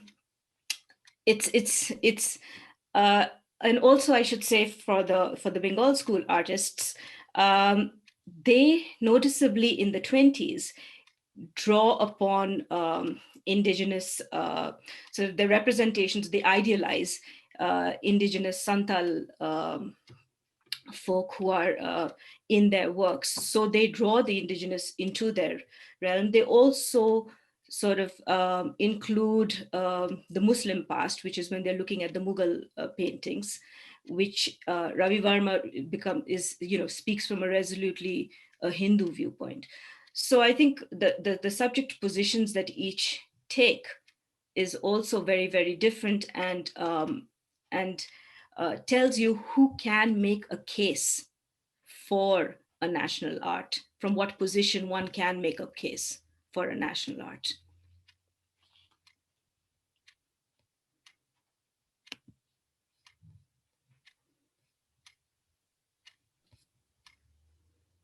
I feel I should represent, well, I feel I should represent that this was prompted by this question was prompted in part by Joe's paper. And so I don't know if you have anything to add. Also, I would note that perhaps as a prompt, Joe, there's a question in your paper, and I think also in Julia's and perhaps others, about composition and framing of represent, and how that, I mean, we haven't talked a great deal about formal qualities necessarily, but how that plays into the construction of both knowledge and subject positions. Yeah, I mean, I was kind of thinking about what Niharika was just saying. I mean, this question too of national representation or nationalism comes up in a few of our papers, and often in kind of different guises, the way that a realism can serve or not serve national interests, which I think is important, and I think speaks, I think in your original question, you spoke about the way that realism is used. And I think that the use value, if that's something that we're going to link to, is something that maybe breaks up one of the questions asked about, a global realism as being a sort of reified category. And I think the way that it is very clearly different in each of our disparate contexts speaks to the fact that such a reification is sort of difficult. Or it maybe won't quite happen, at least here, which is probably a good thing. Yeah, in terms of the framing, I don't know. I mean, the question has to do with how things are cut out, or how they're cropped. I think Grossberg, at least, there's a sense to which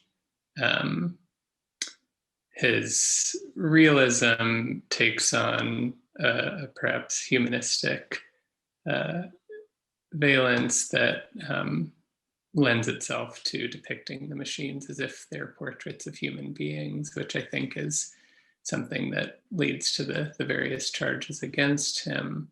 People are very wary of this at the time.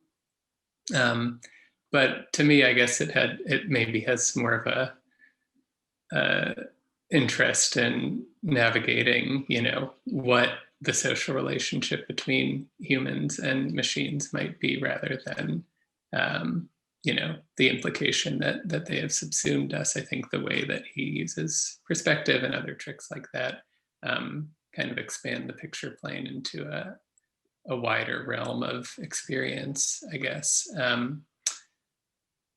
don't know if that answered your question, but I think it's a realism that kind of goes in all the different ways, as sort of what I said before. It aspires to a didactic capability, showing us what the inside of a factory that we may not otherwise have seen, or that we know all too well, that's brand new, that's gleaming, shining, and all of these, and it kind of includes us in the experience, or doesn't.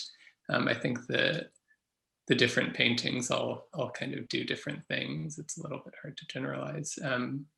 But I think this manner, I think Thomas asked it in the chat too, that, I mean, it is at once bringing us in, throwing us out, demonstrating a a very clear, immediate view when, as a painting, for instance, is very obviously mediated.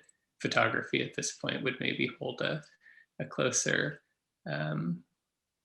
call on realism, and at the same time it doesn't, because already in the 20s people are doubting the realist potential of photography, and you're seeing modernist experiments with photography that would be counter to what Julia is presenting. So I think just the irresolution too is very key here.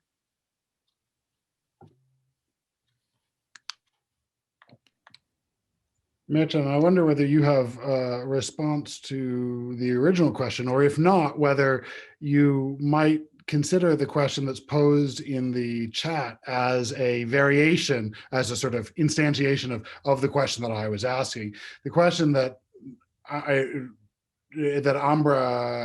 Danton has asked is, could you offer more thoughts on the practice of copying by military painters? It is interesting to think about copying as a practice in and of itself versus the idea of copying as imitation, especially considering the colonial connotations of definitions of realism offered by some other panelists, which I think which I offer as a example of the type of thing that my question might ask, because of the sort of the traditional marginalization of copying as an inherently derivative practice.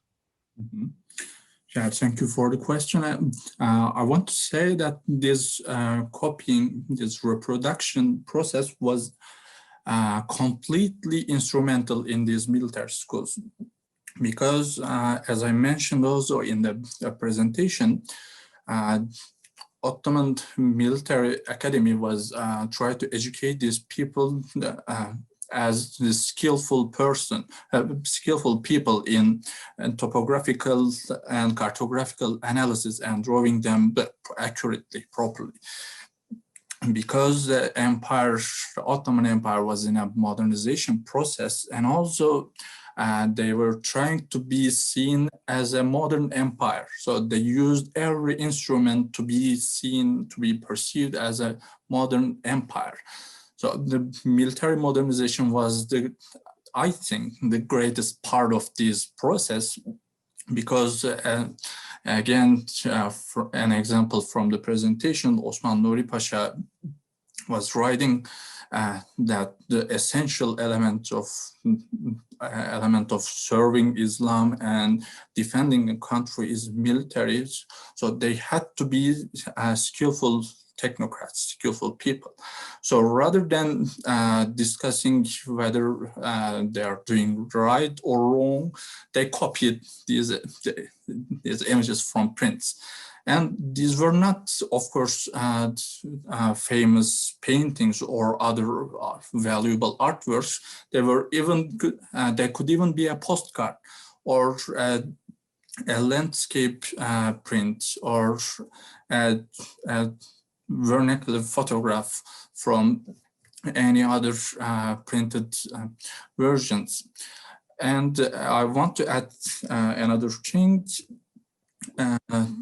These military students were not allowed to draw or paint from models. They even couldn't use the ancient sculptures in some cases. We know some examples from even the early 1900s, some people from the neighborhood attacking these sculptures and covering them with some material. So in this kind of social circumstance, they used postcards or other printed materials to educate themselves in rendering.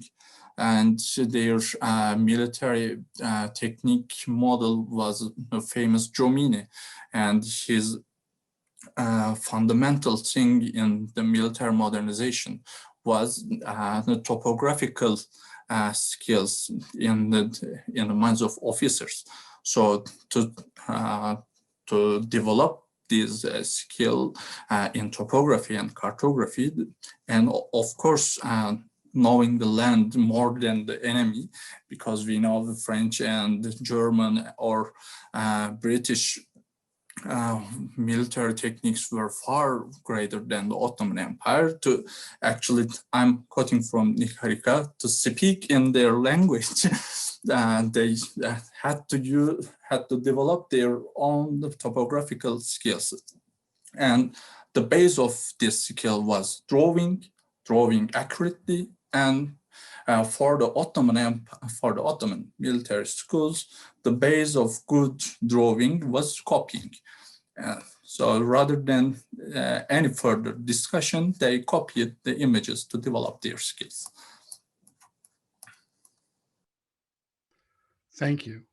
So this is really a useful sort of range of the types of materials or the types of questions and ways in which we're doing this. I've just got an official word that we have time for one more question. And so armed with that, I want to go to a question to sort of work with a question by Thomas Hughes, one of the organizers, who writes, I was interested in how multiple papers, in multiple papers, loss disrupts binaries thrown up by realism, quote unquote realism, such as realism, abstraction, rationality and spirit, object and subject. In Nihirika's paper, in general, perhaps, in the white gaps, perhaps, in Grossberg's pipes, in the flooded expanse of Wen Zhengming's painting, which Li Hong begins with. And so Thomas writes, if realism is fundamentally about encapsulating a moment of human and or natural life, which perhaps is something that we could respond to in general, do we agree with that? How does realism then help us reflect on or expose the limits of representability, temporality, or memory?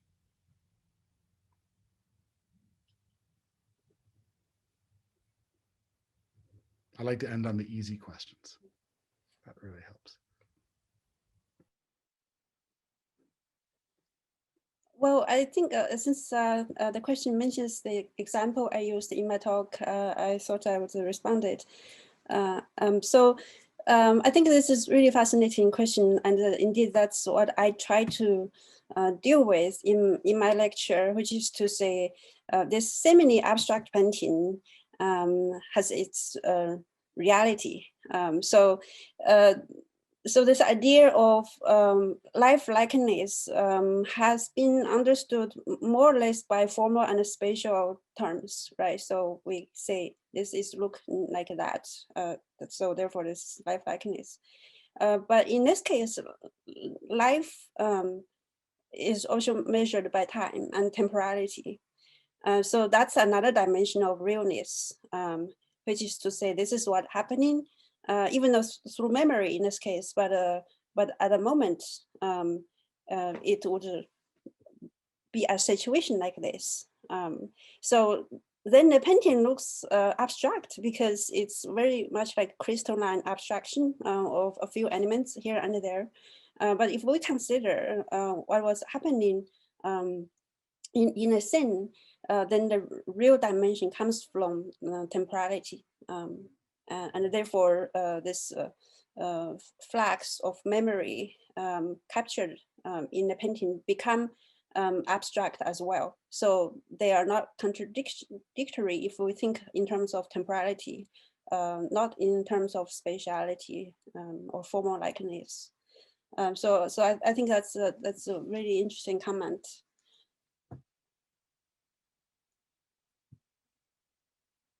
And another dimension is about intangible things in general in visualization. That's also what I try to tackle with. So in some cases, forms or patterns can render intangible things, feelings, or the quality of things. But in other cases, it's about transformation and change. That can render the intangible things in movement. So that's another dimension about this comment I would like to respond to.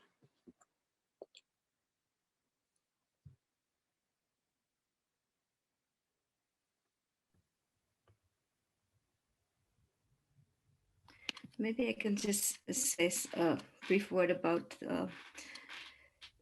this idea of loss for these artists is also it's a loss of access to the past, to their own past. And so in as much as modernity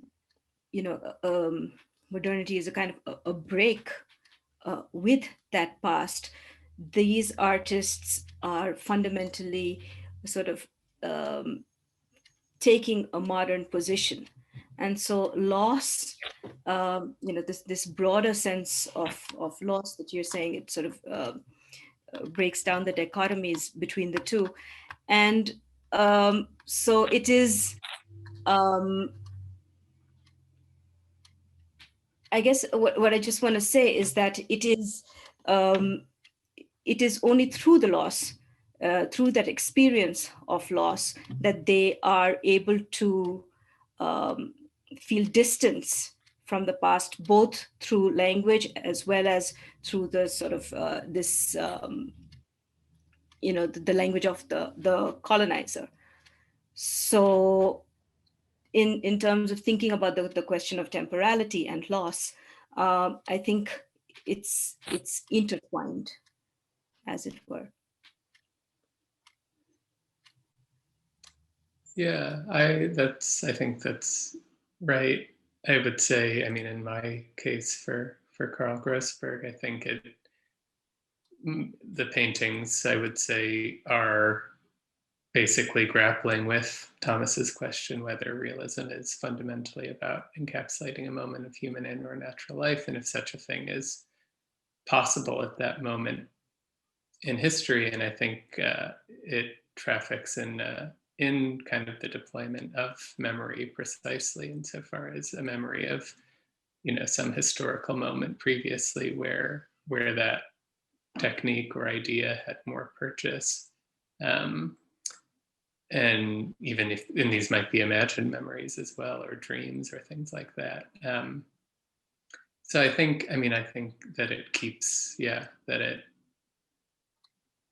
don't know that we can, for many of these necessarily say that realism is fundamentally about that, or whether it asks itself whether it is, if that makes sense.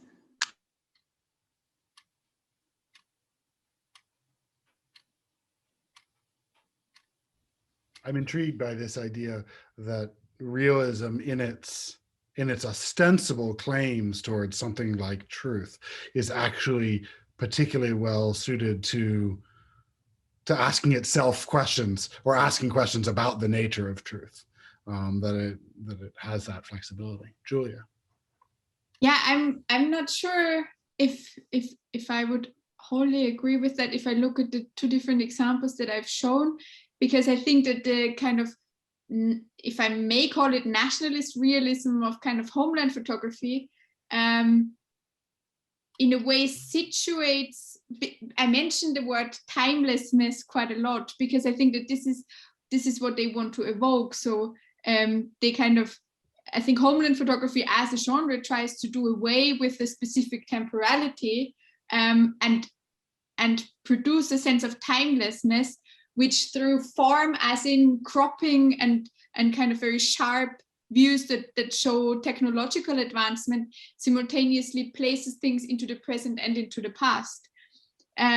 Whereas social documentary photography in itself then tries to produce more fleeting views that have grainy surfaces and are cropped in a different way that shows the quick passing of time. So I think that that's how they're distinguished. One tries to preserve, whereas the other tries to pinpoint to specific moments.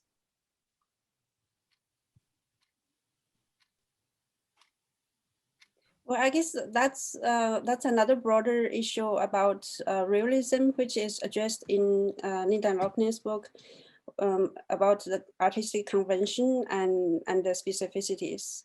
And I saw in the chat Rebecca Zurich asked that question.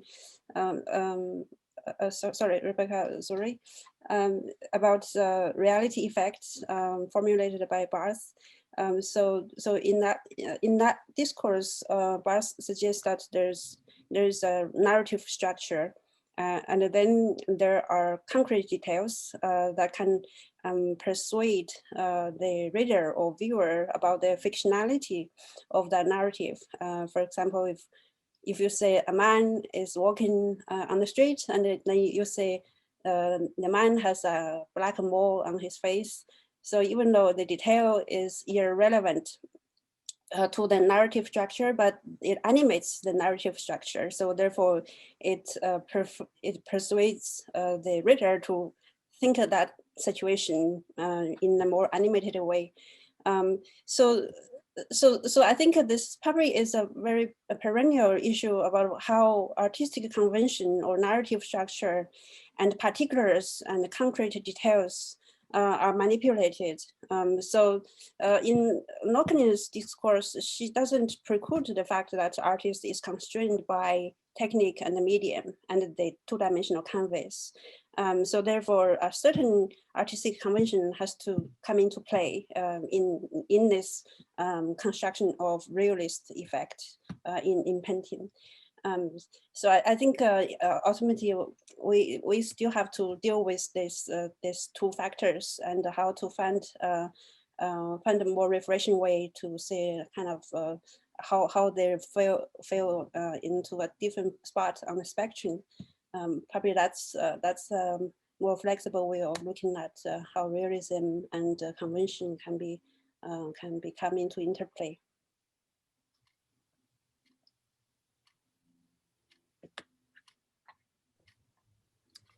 We have just a couple minutes left. So before we get cut off, I wanted to offer Merchan a final opportunity for a comment if you'd like. Sure, thank you. About this question, actually, in my context, when I checked the Ottoman dictionaries for the definition of realism, I saw very similar definitions from different authors of the dictionaries, and all of them are saying that the realism is an idea to reflect what you see around you, and without seeking any other beauty which is ideal or which is unseen. So this actually reminds me the documentation of previous centuries paintings, and what you have documented or how did you document is the most essential question for me in this context, because when I focus on the military painters, I saw that to construct a modern imperial image, they always try to paint the modern buildings or the modern environs of the empire. But there are always exceptions in these, among these painters. For example, Ali Reza, I couldn't mention in the presentation, but he always paints landscapes of the modern Istanbul without any modern buildings, constructions, or modern or figures without modern clothes.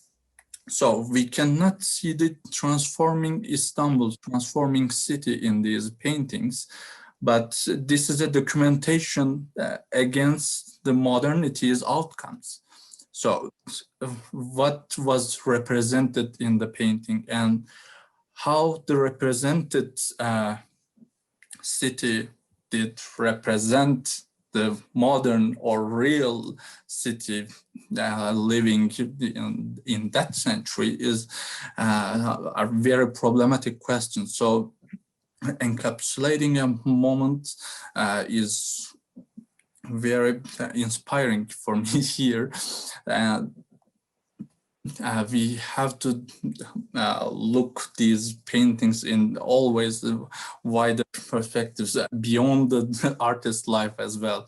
So, okay. Well, thank you very much. Thank you all for an extraordinarily rich afternoon and a very great discussion. Thank you to the audience members for your very rich questions. I hope that in one form or another, we were able to get to almost all of them. And we welcome you back tomorrow afternoon at 3 p.m. GMT when we will resume with the second panel. And until then, have a great morning, afternoon, evening. Thank you for coming.